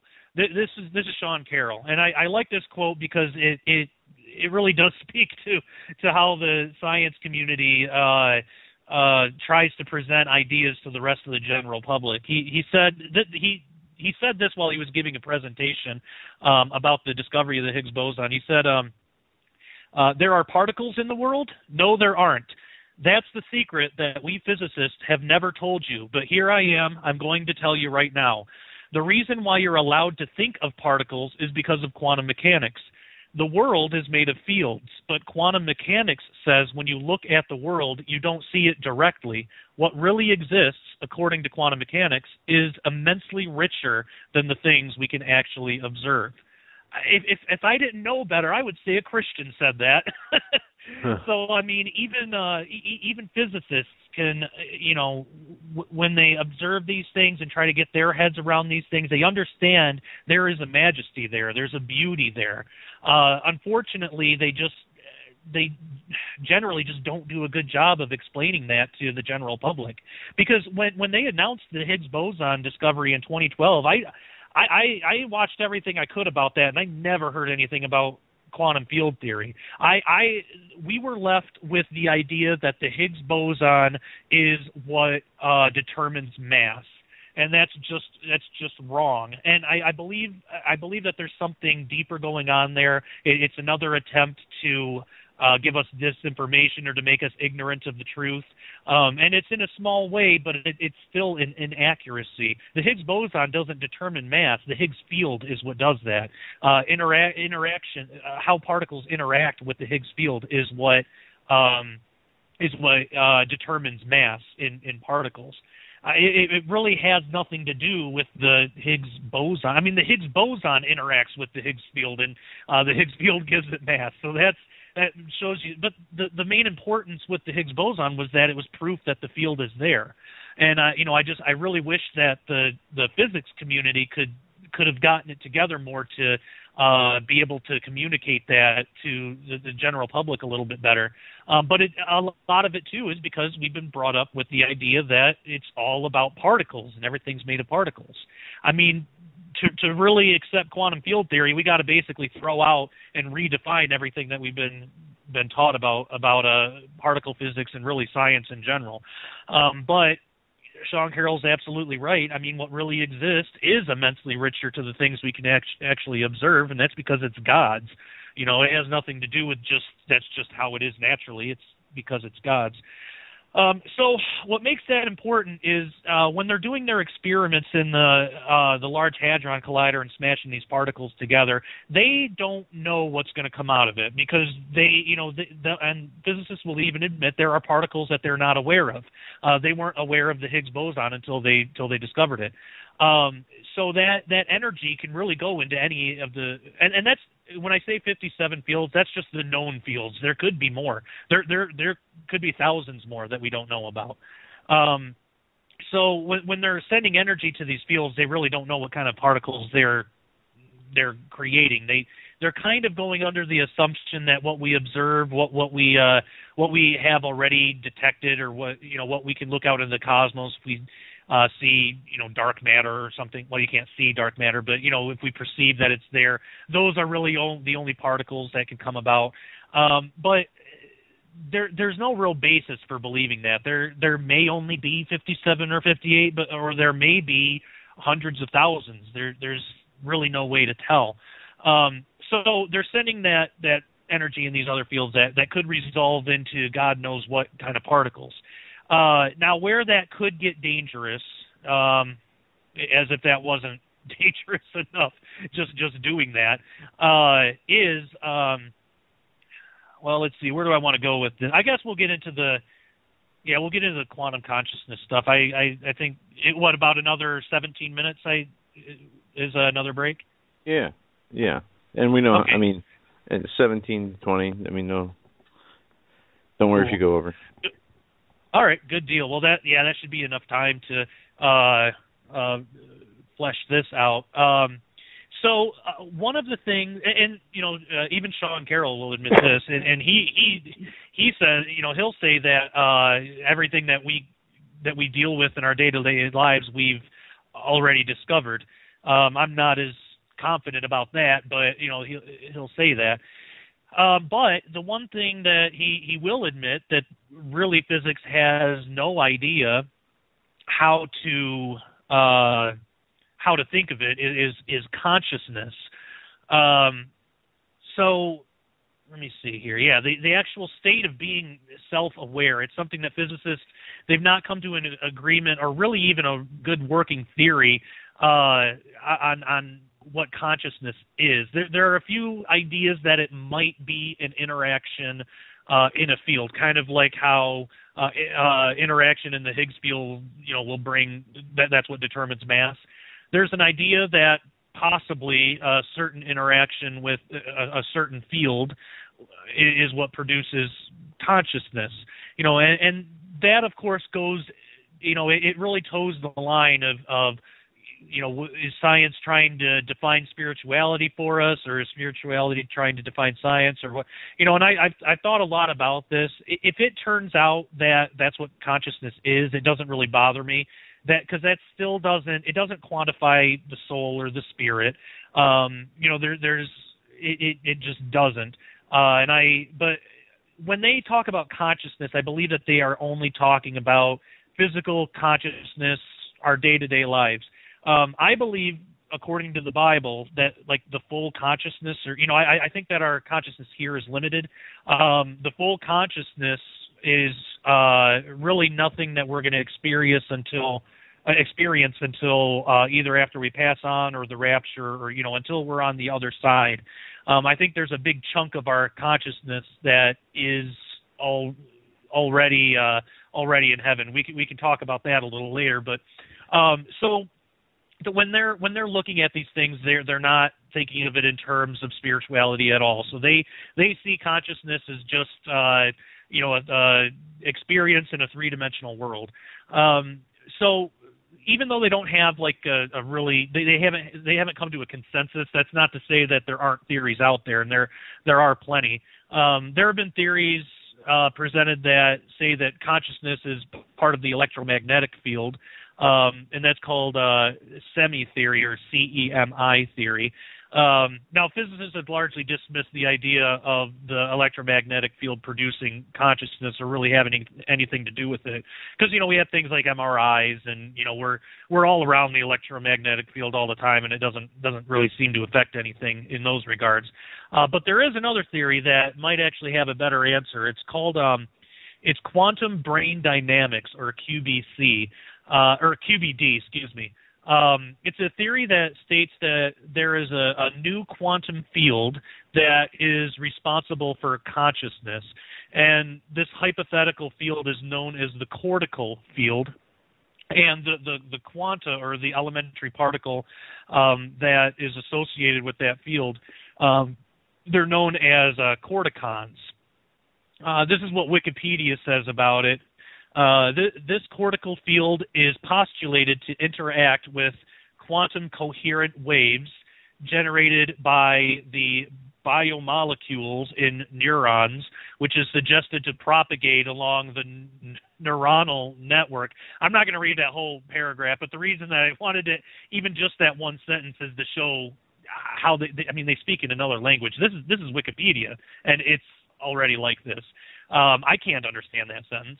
But basically, and there's a whole page on that. But basically, what it breaks down to is, it's just the idea that that's what consciousness is. It's a particle, it's an interaction in a field called the cortical field, and the particle that's associated are called corticons. Now, if that turns out to be true, that would mean our personal consciousness exists by means of interaction with the quantum field, just like our mass does, or due to interaction by quantum particles. Now, because of quantum field theory, if the right amount of energy is applied to the cortical field, it could produce corticons, if this theory is true. So conceivably, that could be done at particle accelerators like the LHC and CERN. Now, there are scientists today that are trying to tackle this mystery of consciousness, and given that really could be tested with our current technology, it causes one to wonder what the future might look like if any of those quantum consciousness theories turns out to be true.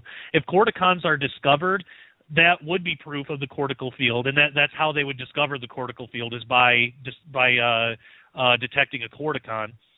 Just like the discovery of the Higgs boson was proof of the Higgs field. So, of course, there are enormous technological implications to a discovery such as that. The solution to how to make artificial intelligence a reality would be realized, and it would be cost efficient. You wouldn't need to hire a ton of programmers to try to write all this code and try to figure out how to make intelligence possible. Once they know how to produce a corticon, that's all they would have to do, and put that in a computer or something like that, and then just have that interact with the cortical field. Economically, that would be the way to go. And it would be limitless resources. If there is a cortical field, you could potentially make an infinite number of corticons. There'd be no limit to it. All one would need to know is how to manipulate the cortical field and or corticons themselves to keep them active inside of a computer or another technological device. So,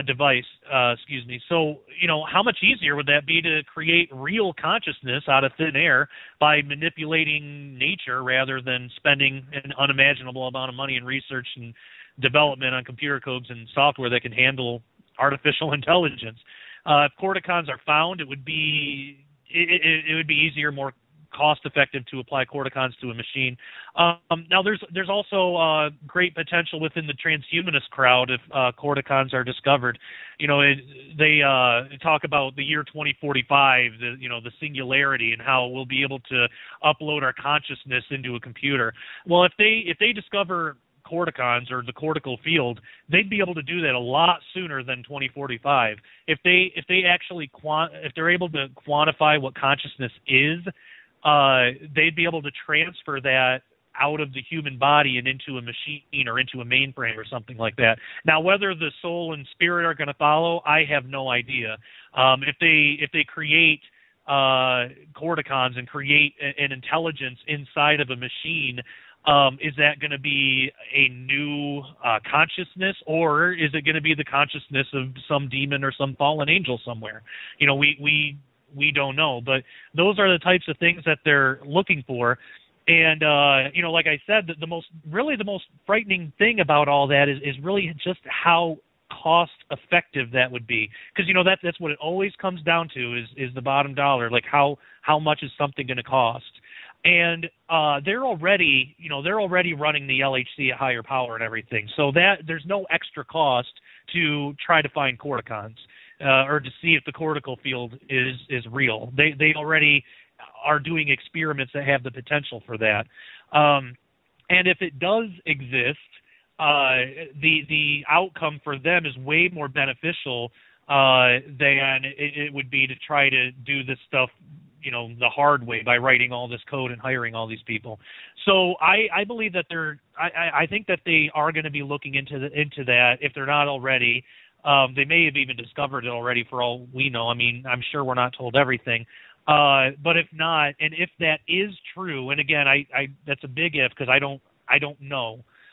Nobody does. But if that is true, that has huge prophetic implications surrounding it, because like what we talked about before, if they were able to discover that, they could change how you interact in the cortical field. They could change who you are. I mean, effectively, it would kill your consciousness. It would probably kill you, and they could replace your consciousness with another consciousness that they either create in a lab or from somebody else.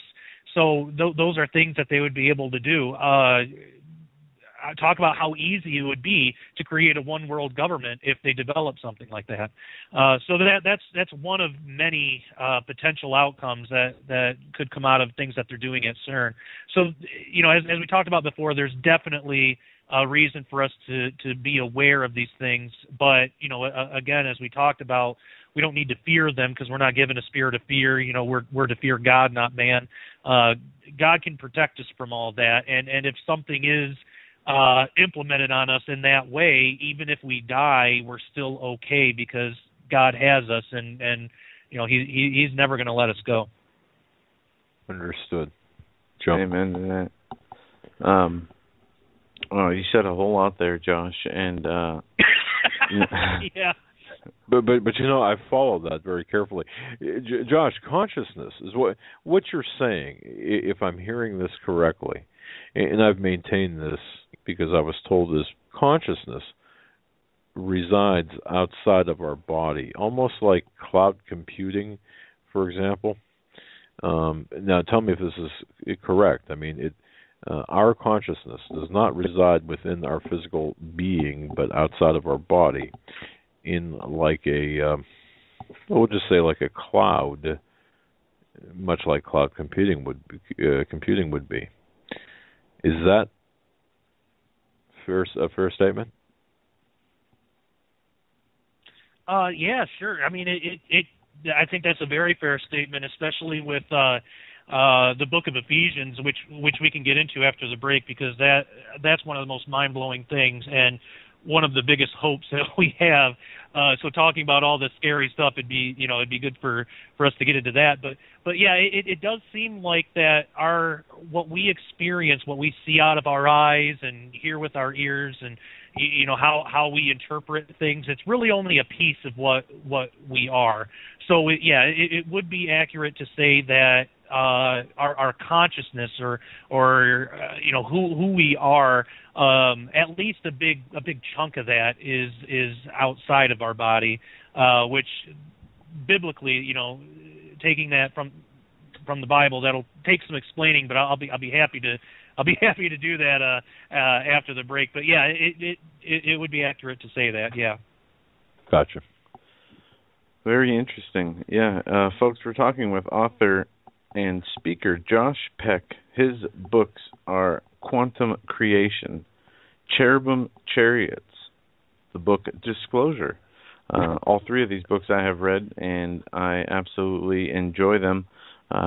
They fill in the blanks of questions that I had in my mind, and they gave answers to questions I never even you didn't even know you had, right? Exactly. And it provides a great biblical basis for an argument against these ancient alien astronaut, whatever they are, as we have been inundated by a propaganda plan to convince us that there are entities out there that are from another world, and they are possibly oppressive, or they're here to help, which is a setup for a invasion of fallen angels, as it was in the days of Noah, and to have the population not only have their guard down, but openly and willingly accept the terms of the fallen ones presenting themselves as saviors, and therefore, religion would instantly go out the window, as people out there, even people who are part of the church, would not see the need for the Lord anymore if their answer for a Savior came to them in this fleshly world. It is a scary possibility and a very real possibility. And when we have all the problems building up inside this country, inside this world, from the Middle Eastern chaos and the persecution of Christians to the destruction of the American way of life, we see the fall of the Western world, buildups of wars and rumors of wars, the natural disasters the Lord talked about. We have signs all over the place, from the blood moons to other celestial events that are happening. And the Lord says specifically, more than anything else, when warning about the end times, about deception, do not be deceived by people. Do not be deceived by false Christ. Make sure that you know exactly what you're dealing with. And to do that, you need to have the Lord in your life as the most integral part. And you also need to be aware of the enemy's devices. And you have to have a strong conviction and really be on fire for the Lord to have the discernment necessary to understand all the things that are unfolding before our eyes and where to go from there. We'll be right back, a third and final hour on this Friday, June 19th, 2015. Our guest today, Mr. Josh Peck. He's an author and speaker. He's written some amazing books: Disclosure, Quantum Creation, Cherubim Chariots. Just as we did last hour, Josh, we're going to turn you loose into this hour. I know you have a lot more you want to cover, so we'll let you get right back into it. Awesome. Sounds good. I appreciate that. Yeah, it really all centers around CERN at this time, and there are a lot of other sciences that are doing things they shouldn't be doing, like in biology. There's certainly a lot going there with crossing other animals with other animals and animals with humans and all that sort of stuff. But my main interest of study, where I feel God has really led me to, is in the area of physics, and specifically quantum physics. I believe that the more that I look into this, that quantum physics is going to play a huge part in the prophetic future, and because again, it's the absolute foundation. It's the basis of the creation itself. And that's exactly what the enemy wants to subvert, is God's creation, including us. So it's important to have a good basis on these things, and a lot of what we've been talking about throughout the show are things to watch out for, and potential warnings, I guess. And there is at least one. I mean, there are a lot, but there is at least one more I want to address on this show. But there are also a couple of really good things that an understanding of quantum physics can actually help us understand further some of the promises of God. Now that doesn't have anything to do with faith. It's not going to add to our faith at all, but it can help us get our heads around some of these things, and I'll explain that. I'll explain that after this thing. But so I have at least one more thing to get into, which goes into something I already discussed briefly, I believe in the hour before last, and I'll go into it in more detail here, and then after that. If you guys have any questions about it, I'd be happy to answer them. And then I have there are two things specifically that I one of them I wasn't even really it wasn't on my list. I wasn't really planning on getting into, but during the course of that last break, I feel led to talk about it, so I will. And it's good uplifting things, but. I think that'd be a good thing to end on. But the other main warning, and again, there are so many that we could talk about. Even if we just focused on CERN and only CERN, there are so many potential things that could come out of that. One thing that we talked about briefly was this possible graviton communication system. I want to explain a little bit more because I think that might be one of the main things that's going to possibly come up in our future, in our near future. Now, the graviton's probably the strangest theoretical particle that's ever been talked about or hypothesized, mainly because gravitons have the ability to transcend dimensions. They can float freely between our 3 dimensions of space and even higher dimensions of space. And that's just how they are by nature. That's how that they might be utilized. Now, when we talk about extra dimensions, we mentioned that I think just about in probably every show I've done with you guys, we talked about what extra dimensions are. So I don't want to waste too much time in rehashing all of that over again, because I'll take up the entire show if I do that. But just a quick summary, I do believe that the term extra dimensional and the term spiritual are really synonymous. Physicists talk about extra dimensions. I believe that they're talking about heavenly realms and not realizing it because they don't believe in that. They use a different terminology, but essentially they're talking about the same thing. So when they talk about things like dark matter and dark energy, I do want to touch on those at least just briefly. But dark matter, they're able to calculate the gravity out in the universe, like in other galaxies. And what they find is that there is more matter, there's more mass there based on the gravity than what we can see. So they don't know what accounts for that, and they just call it dark matter, for lack of better words, because they're in the dark about it. They can't see it. And then dark energy is there's some type of force, some type of energy that is causing the expansion of the universe. Every celestial object is being pushed away from every other celestial object, and strangely enough, it's being pushed away faster and faster and faster, exponentially. It's not slowing down; it's speeding up, and they don't know what is causing that, so they call it dark energy. Now, the reason that dark matter especially is important, the leading theory right now is that dark matter is comprised of particles that we just haven't discovered yet. And that gets into things like supersymmetry and stuff like that. I think it's possible because gravity can transcend dimensions.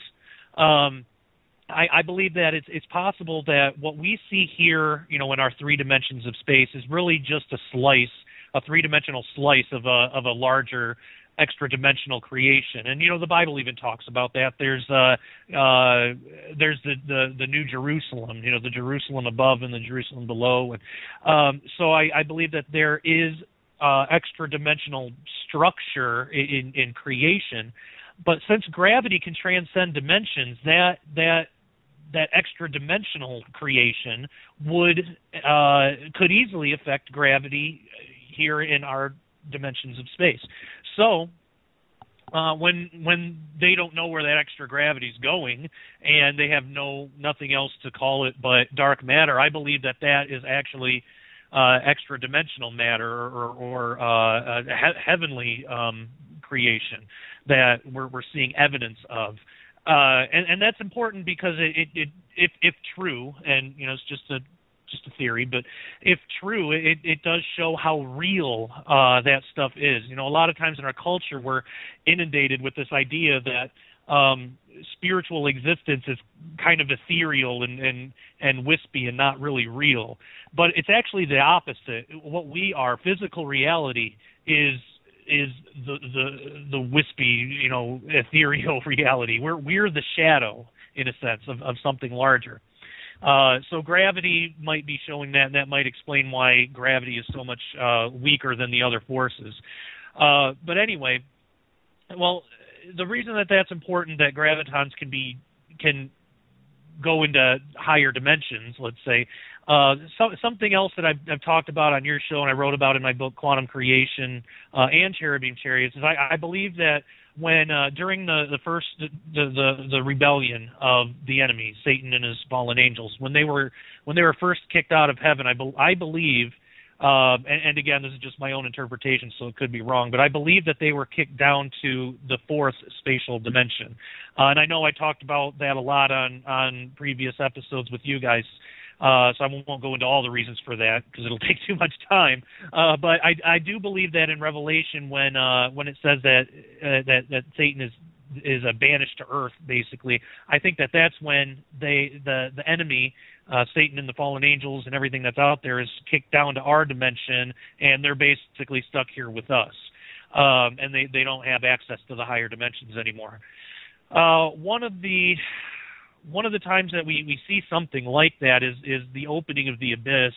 Now, we did talk about how the communication system would work, in a sense. If they discover how to utilize gravitons, they could just change the spin or something of a graviton and create a type of binary code that they could send into higher dimensions, and then they would just need a detector to see if anything sends anything back. That's the theory, the idea that was presented in that documentary.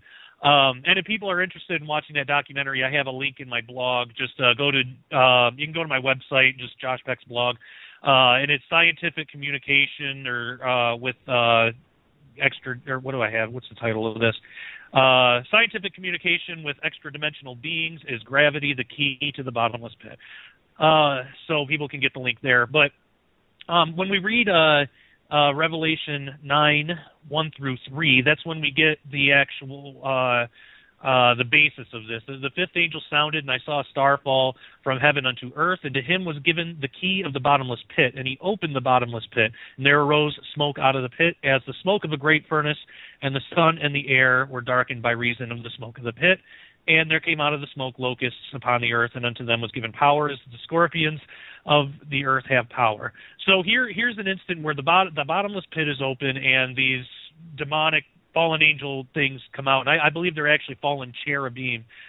Reason I believe that is if we compare this with the book of Ezekiel, the book of Ezekiel gives. And this is part of why I believe quantum physics is going to have something to do with Bible prophecy. Is Ezekiel describes something that today is called extra-dimensional unfolding, and that's basically that explains why the angels are melded together in that way. When something from a higher dimension is unfolded at least twice, those lower dimensional unfoldings, they start to take up the same space. And I know we talked about that before too, and I also wrote about it in Cherubim Chariots, and I believe I touched on it in Quantum Creation too. But anyway, so basically the point is there's no way, Ezekiel wasn't a quantum physicist. There's no way that he would have known to explain things in that way unless he actually saw it in that way. And the only reason he saw it in that way was because God let him see it in that way for a reason. When you read the rest of the book of Ezekiel, it's all prophecy, basically. It's pretty much all prophecy. So I believe that we're given a clue there. The way that we can understand what Ezekiel saw and why he saw it that way, why these angels were melded together when later on in Revelation, when John sees them in heaven, they're separated. They're not melded in this weird amalgamation thing, is because of quantum physics. It's higher dimensions being unfolded or translated into our dimension. Ezekiel was on Earth when he saw those things, and that's why he saw them that way. When John was translated or taken up to heaven, or however you want to look at it, he was seeing them in their natural habitat. Now, I believe that these locust things from Revelation are, well, for one thing, I don't believe that they're called locusts because they look like locusts. I believe that is it's analogous to their job because they come to destroy and everything. When we actually look at the descriptions of these things, they really are the complete antithesis of the good angels, the heavenly angels, the heavenly cherubim that Ezekiel saw. And there are a lot of things we could look at in those regards, but basically in the book of Ezekiel, he describes these angels as, for one thing, being melded together, so they're coming from a higher dimension, but they have humanoid type bodies, but the heads of animals. In Revelation, it's the complete opposite. They have the bodies of different amalgamated animals, scorpions and horses and things like that, but they have a human head, and those types of things were actually recorded in ancient times in the surrounding areas of Israel. They were called things like Lam-Esu and Shadu, which is basically this type of guardian thing that looked like it was a bull's body or the body of a lion with a human head, and it's the complete antithesis of what Ezekiel saw, the good guys. So these other nations were using the bad guys, and calling upon them for protection and things. So there's another thing that shows that these are antithetical. Let me find it here. In Revelation, let's see. In Ezekiel, the good, the heavenly angels, one of them has, it describes it in a weird kind of way, so you got to really look into it to get this from it, but I lay it all out in Cherubim Chariots. The face is of one of these angels is half man, half lion, bisected vertically. And if you look really closely at the text, and even later on in Ezekiel, I think chapter 40, it talks more about that too. Well, in Revelation, it says, let me find it here. 9, this is verses 7 and 8. And the shapes of the locusts were like unto horses prepared unto battle, and on their head were, as it were, crowns like gold, and their face were as faces of men, and they had hair of women, and their teeth was as the teeth of lions. So two main things to point out there. They had faces of men, but teeth of lions. So if they had men's faces, but the teeth of lions, that would suggest also a half human, half lion face, but this time it's bisected horizontally rather than vertically, like in Ezekiel.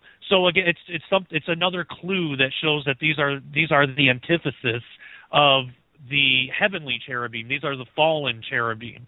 And then also, now we read in Ezekiel that these angels, the good angels, are holding up the throne of God. In Revelation 9:11, it says, and they had a king over them, which is the angel of the bottomless pit, whose name in the Hebrew tongue is Abaddon, but in the Greek tongue hath his name Apollyon. That word over comes from the Greek word epi, which can mean upon, as well as a statement of authority. So there are times in the Bible when the word epi is used to describe something physically on top of something else without regard to authoritative position, such as when Jesus was taken to the top of by Satan. He was taken to the top of the temple. That word epi was used, and it just meant that Jesus was physically on top of the temple. So I don't believe that this only means that when it says they had a king over them, it doesn't only mean that the king is in authoritative position. The word king already tells us that. When it says over them, I believe that these fallen cherubim are actually carrying the throne of this Apollyon character, this evil being, as another point to that's the complete antithesis of what Ezekiel saw. Everything God has, Satan has an inferior and evil duplicate. Satan doesn't have an original thought of his own, so he has to steal from God. So I believe it's possible that let me find where my notes are here. I believe that it's actually possible that if and when physicists or scientists or whoever does it, if they develop this graviton communication system, if they send it out, I think these are the things that they're going to be talking to, because like I said before, it's comparable in a way to necromancy. I don't believe God's going to honor it. I don't think it's going to be God communicating anything back to him at all, or any kind of heavenly angel. If they're going to get anything back, I believe it's going to be from these things. If not these locust things, then their king Apollyon. That's who they're going to be in communication with, and that might be the rebellion against God that it's going to take to open to for Jesus to give permission to that fallen angel. And again, what better sign for a fallen angel is there than a graviton? The particle responsible for things falling in the first place. But I believe that it's possible. It could be that that's the act of rebellion that it takes for Jesus to give permission to that fallen star to and it gives them the keys, the permission to open the abyss, and that's when these things come out. So it's a possibility. It's something that that's what it could lead to. I don't know for sure if it will, but it's something that we should keep our eyes on. So that's basically that.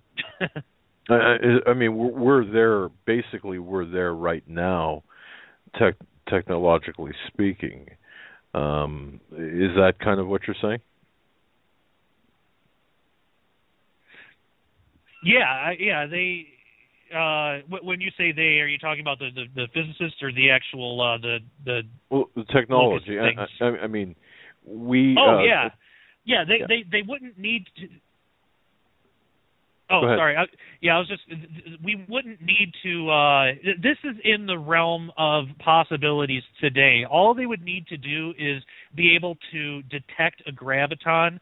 So, because if they can detect one, they'll know how to produce one. And I mean, they're producing them all the time, but it's random. They don't have any real control over what graviton spits out of what particle. But once they detect one, or once they're able to observe it in some way, they could potentially create a string of these things to create a binary code. It really wouldn't take much more, if any, technological advance than what we have today. I mean, it's possible today. So, that's wow. Kind of a scary thought, but yeah. Okay. Well, go ahead and continue. I just want to keep out of your way. Go ahead. Sure. Oh, yeah. So that, we talked a lot about things that we should look out for, and that's good. We need to do that. We need to have conversations about that. The church as a whole, really needs to get on the ball with this stuff. But we also have to keep in mind it's important to have things to look forward to also talk about things that are good and uplifting, and we don't want to rely totally on just that, because then we give no regard to prophecy, and then we start denying that the enemy even exists, and then we may as well join up with prosperity preaching or something. So we can't. But there's a good we should have a good balance. And like I said, I didn't even really have this in mind to talk about on the show, but during the last break, I was just kind of thinking about where to take this last hour, since you guys so graciously gave me the time to do so. And again, I really do appreciate that. And I just felt a pull in my spirit that goes towards one of these blogs that I wrote a while ago, and something that God kind of showed me that seems to, it helped me. So I'm sure that there are other people out there that this will be good. And so I'll talk about this, and then there's one other just mind-blowing thing that still amazes me today, and that I think that would be a really good thing to end with. But so one of the weirdest things in quantum physics is this thing called wave-particle duality, and really that's on the side of quantum mechanics. But it's basically, when does a wave become a particle and a particle become a wave? It's basically like two things at one time, and that we already touched on that and talked about that. One thing that I talk a lot about in quantum creation is how God seems to imprint aspects of his personality or his nature in his own creation. It's kind of like how an artist will sign his own painting. There are a lot of God signatures out there. And one thing is I believe is wave particle duality. It's kind of like God and Jesus. It's one is they're both distinct yet they're the same. But also when we think about who God is, what God is, the promises that God has made, and how could they be possible? One of them has to do with the temple and our spirit and eternity, and really God's dwelling in us, because we read from the Bible that He's in us and we're in Him. So how is something like that possible? What do we mean when we say the Spirit of God dwells in us? I believe a lot of us probably have a basic understanding of that, and I believe that, not a single one of us, given the limitations of our human perception, can really fully appreciate the full scope of what that really means. It really is a beautiful concept because it means we're never alone. It's one that's unique among all other theologies in the world. We could begin this with what Paul said to the Corinthians in 1 Corinthians 3:16, it says, "Know ye not that ye are the temple of God, and that the Spirit of God dwelleth in you?" There's two main ideas what that passage is referring to. The first says that it's meant to be understood as referencing the entire body of believers. The body of Christ as a whole is the temple, and the Spirit of God dwells in that body. And the second states that it's referring to the individual Christian. Each one of us acts as a temple of God, and He dwells in everyone individually. Personally, I believe both ideas are actually accurate. I believe God dwells in the church and in the individual Christian. One support for that view is the account of the indwelling of the Holy Spirit. Acts 2:1-4 says, "And when the day of Pentecost was fully come, they were all with one accord in one place, and suddenly there came from heaven as a rushing mighty wind, and it filled all the house where they were sitting. And there appeared unto them cloven tongues like as of fire, and it sat upon each of them. And they were all filled with the Holy Ghost, and began to speak with other tongues as the Spirit gave them utterance." So we can find examples supporting both ideas in that passage. In verse 1, it says that they were all in one place and all with one accord. So the individuals were gathered together with one common mindset, and that shows how the group was made of individuals, yet was acting as a single entity. Then in verse 3, it states that the cloven tongues appeared and sat upon each of them. So that demonstrates that they each had an individual experience. Verse 4, because of the singular language that's used there, it shows us that the source of this was one Spirit, the Spirit of God. So that passage can be used to show that the Holy Spirit dwells in each believer individually and as a whole. So the purpose of even bringing all this up, the main reason that I want to focus on the individual, I mainly want to focus on the individual aspect, because each and every one of us who has invited Him to do so has the Spirit of God dwelling in us. We're even told exactly where He dwells in the first verse that we looked at. If we can view ourselves as the temple of God, we can compare that with the temple in the Old Testament. The temple was made of three parts: the outer court, inner court, and the Holy of Holies. The Holy of Holies was the innermost part of the temple where God would dwell. And we, too, we're made of three parts: the body, soul, and spirit. So if we are God's temple, then our spirit would be comparable to the Holy of Holies. By contrast, our physical bodies would be comparable to the outer court. And Paul talked about that, the body and the spirit, in Romans 7:18 through 20, he said, "For I know that in me, that is, in my flesh, dwelleth no good thing. For to will is present with me, but how to perform that which is good I find not. For the good that I would, I do not, but the evil which I would not, that I do. Now if I do that I would not," or basically if the King James translation is a little funny here, but basically he's saying if I do what I shouldn't do, it's not me that's doing it, but the sin that dwelleth in me. That's Romans 7:20 that's saying that.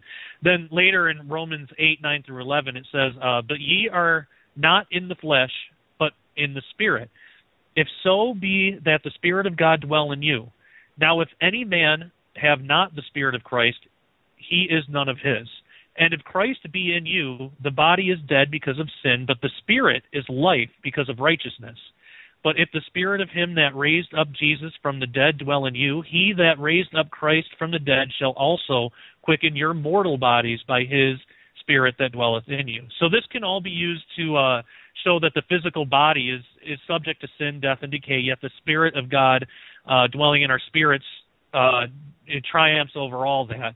And there's another interesting and encouraging thing we could look at in Hebrews 4:14 through 16. "For we have not a high priest which cannot be touched with the feeling of our infirmities, but was in all points tempted like we are, yet without sin. Let us therefore come boldly unto the throne of grace, that we may obtain mercy and find grace to help in time of need." Now that passage is telling us how God can understand our weaknesses and temptations, because he was, as it says, in all points tempted like we are, yet without sin. So I believe it's possible that goes further even than Jesus' earthly ministry. There's no doubt that Jesus during his ministry was tempted as we are and never sinned. The overall message here is that those temptations are not foreign to God. He experienced them himself, and given that, he understands what we're going through. And I think many times sorry, did you want to? Well, in the scriptures before he was... Sorry, were you saying something? Yeah, before he was taken to be crucified, he said the spirit is willing, but the flesh is weak. And that speaks directly to what you're talking about. Yes, absolutely. And that goes further to support this point here. I believe God wanted... It's rare that when I do a radio show, I just go on and just answer questions or just talk about whatever. And rarely I get a feeling that there's something that I need to talk about or something that God wants out there. And I believe that there's somebody out there, one of your, or maybe a few of your viewers that are listening, that this here is going to be for. Because again, I didn't really plan on talking about this, but when God leads, you don't want to fight with him on it. But I believe that a lot of times, and I know I have been guilty of this, but many times we might find ourselves thinking that the idea that he was tempted in all ways, that that basically anything we go through he went through. We might think that that's like an antiquated message without realizing it. There are temptations and hardships that we go through in our modern day, in our modern age on a daily basis that we might be tempted to think God never had to deal with. For example, think about the many temptations that come from modern technology, which is a good point since we talked a lot about that today, that weren't available in the time Jesus walked the earth. We might even take that further and find ourselves believing that there are situations that we go through that bring about heartache, pain, and loss that Jesus might not have dealt with. Well, I propose that God truly does understand, not only because he dealt with the same basic temptations during his earthly ministry, but because he dwells in us. And I believe that means that he goes through all of our personal experiences with us. Jesus, God, and this will get into the next thing I'm going to talk about, but Jesus, God, he's outside of time. So when he says something, he can say something definitively and have it be true based on things that haven't happened yet. So I believe that because he dwells in us and, he goes through all of our personal experiences. And I believe that idea goes beyond temptation and weakness. It deals with our hurt, our joy, pain, loss, gain, happiness, tragedy. If God truly dwells in our spirit, and if our spirit is who we actually are as individuals, then God understands us in a way that no one else can. We go through experiences in life. He understands because he's living it too, right there with us. When we go through times of personal triumph, he celebrates with us, and when we go through times of tragedy and loss, he cries with us. And I really believe that. When we go through times of heartache and despair, he hurts with us.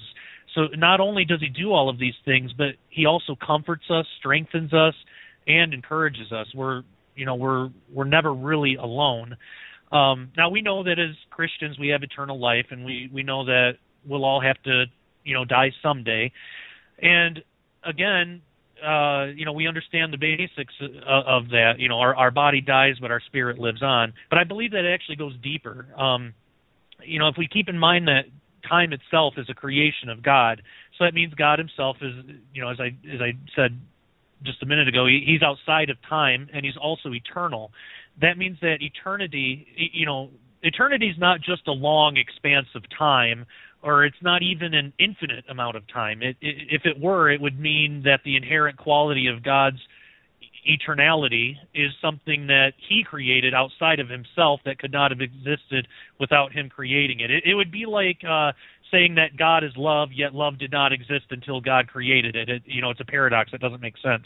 So as far as what eternity actually is, the best way that I can think about eternity, it's more of a place or a state of existence outside of what we would recognize as dimensional time.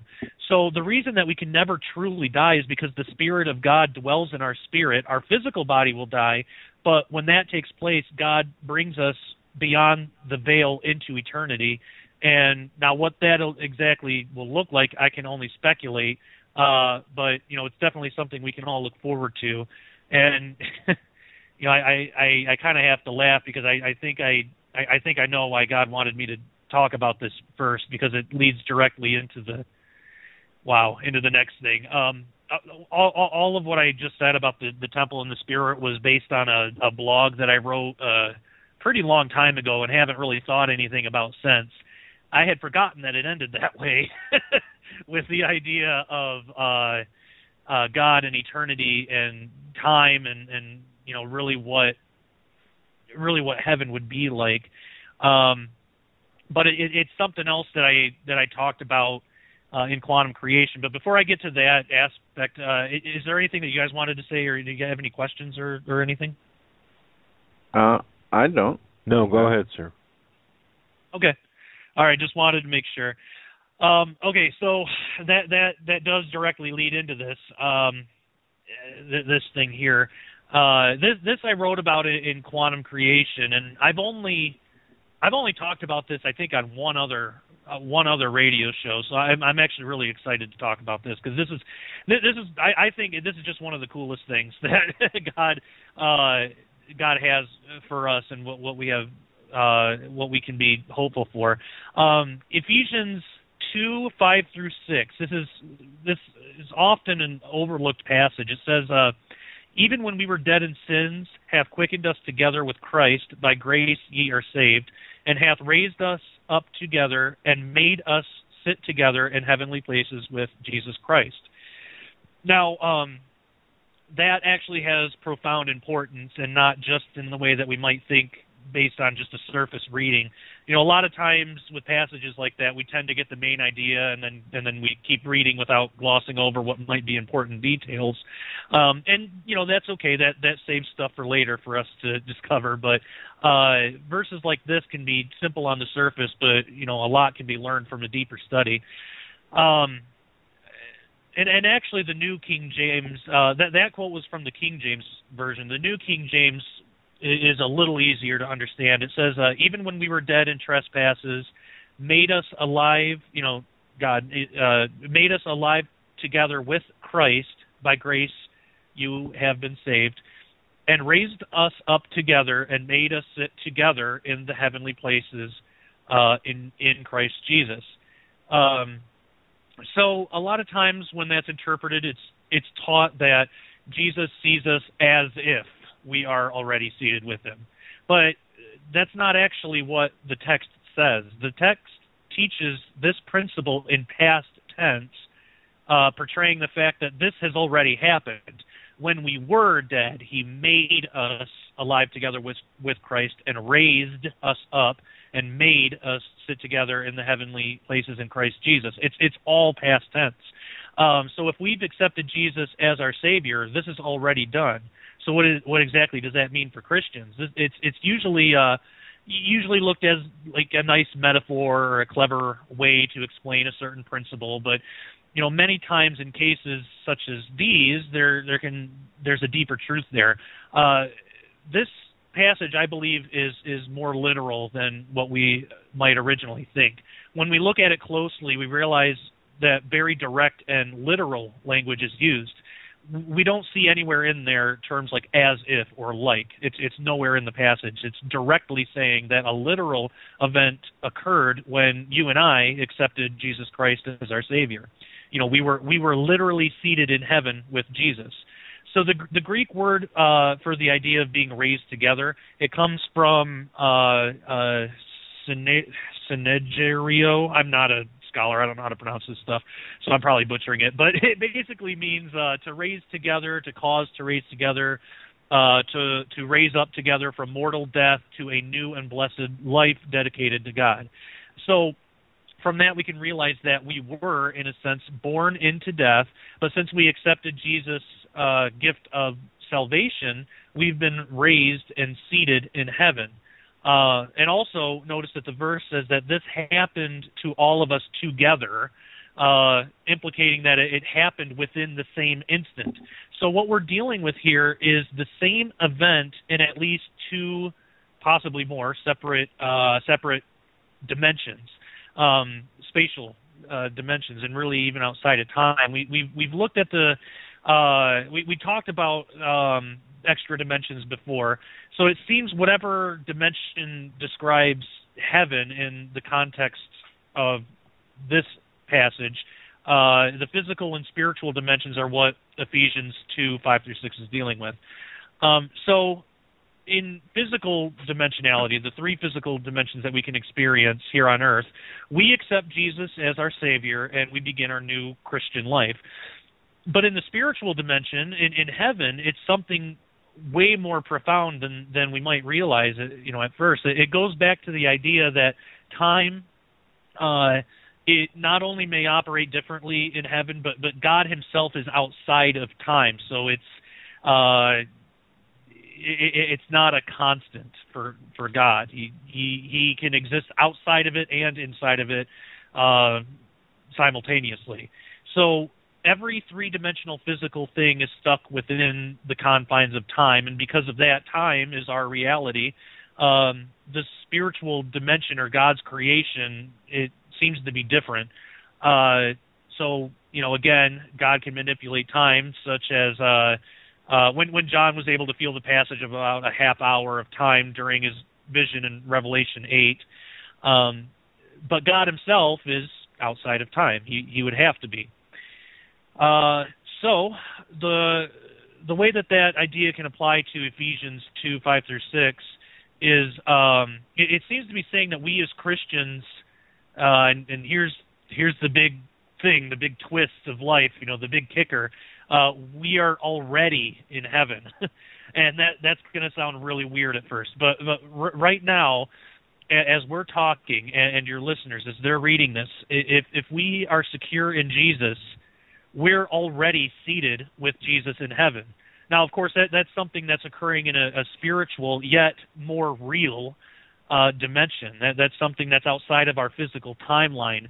We can't, apply that to our physical lives and think that we can just do whatever we want because it's already done in heaven. We can't do that. But let me see where I'm at here in my notes. But yeah, it's difficult for us to get our heads around. We're not supposed to be able to fully understand it because we're here in our limited three-dimensional perspective going along in the flow of time. But the Bible makes it clear that when we were saved, we were lifted into heaven. This indicates that we're already there. In a sense, it seems to convey the idea that in a way we're in two places at once, though we wouldn't normally realize it without the revelation from God through the Bible. So biblically speaking, eternity doesn't seem to describe an expanse of time, like I said before, but really more of a state of existence, like a spiritual location, and we're sealed because of that. So what's interesting, too, is that it says that we were raised together, and that also adds to the theory of us already being there, because God is outside of knowable time. When I was saved and when you were saved, we were raised together, even though we were saved at different times along the timeline. We were also raised together with the Apostle Paul when he accepted Jesus. In physical three-dimensional reality, we could point to a specific time when we were saved. However, on the other side, beyond the veil, where God is, it's all the same. We can share in it together. Three-dimensional space and time have no bearing concerning God and His construct. Time, it's not a constant there. So that's how we could be raised together at the same time, even with our ancient brothers and sisters that lived and died 2,000 years ago. And there's a lot that can be considered, and a lot of questions that come up during that, like when John was caught up to heaven and he was given his vision of Revelation and he saw people that would be slain for their testimony in Jesus. When those people are slain in our future, will they personally witness John having his vision roughly 2,000 years prior? I don't know. It goes into a lot of different areas. A lot of it's theoretical and it is speculative. It's a different interpretation than we would ever really hear in church, but at the very least, and it's an interesting thought concerning what I believe to be a biblical truth. We can see how God included examples of qualities in His creation, and when it does seem that God has embedded the potential for His obscure qualities of dual existence, within each and every one of us. We just need to accept Jesus as our Savior to partake in those qualities ourselves. So if this whole idea presented here, if it's true, it shows us even more of the sheer beauty and majesty of God, of Jesus, of our Lord Almighty. I don't believe any of us will fully know the ultimate depths of this idea until it's time that we escape our own physical existence. And This is something that I say in my book. In my deepest hope and sincerest belief, it will be then that each one of us who have found our salvation in Jesus Christ will wake up together, see our Lord, and finally realize for ourselves that we have been there the whole time. Man, wow. All right. That's a excellent thought, and as you said, it's very complex and hard for us to think of ourselves being in two places at once. You're not by far the only guest. You're one of many who have stated the same exact thing, and that we are dwelling in heaven with the Lord as we are here on earth. It certainly is a mind bender, but through the Lord all things are possible. Yeah, I'll tell you. Amen. And it's His word is, yeah. This is. No, I was just going to say his. Go ahead, sir. Sorry, we keep interrupting each other. My apologies. I was just going to say, his word is so beautiful, and there are things in there that are warnings, things that we have to watch out for. But we can look at other areas such as this and get hope. That his word is so beautiful and transcends all dimensions in space that I can't read something like that and not get choked up every time I read it. It's amazing. But yeah, go right ahead. Well, no, I think that what you've given to us and our audience tonight is, although it sounds extremely complex, and I suppose it in a way it is. This is, to me, what you've explained is science is actually proving the existence of God, and also not just the existence of God, but how we are interacting with God. And even although you didn't come out and we didn't discuss this tonight, how prayer works interdimensionally, how we're able to pray and communicate directly with God. And on the flip side of that, how the satanic aspect of this is able to infiltrate our temporal lives and set us up for potential deception if we're not made aware, or if we're not aware of the intricacies, I suppose, would be a good word, of the multidimensional physics and quantum physics. I mean, the more we know about that, the better we are able to understand the complexity, yet eloquent and elegant simplicity of life. I don't know if I made sense, but I mean, it really kind of connects all of the dots together. Absolutely, that makes perfect sense. I couldn't have said it better myself. I mean, that really that's really good for me to hear, because you got it. I mean, that you got it, brother. Well, this is perfect. I'll tell you, we are getting a lot of great emails from your appearance. People are just saying thank you so very much for explaining and taking the time to explain. The very it's kind of a minefield out there. Again, somewhat complicated. You're going to have to listen to this, folks, more than once. Go to Josh's website, and even better, pick up his two books, Cherubim Chariots and Quantum Creation. What you heard tonight really is kind of a synopsis of what Josh has written about and spoken about before.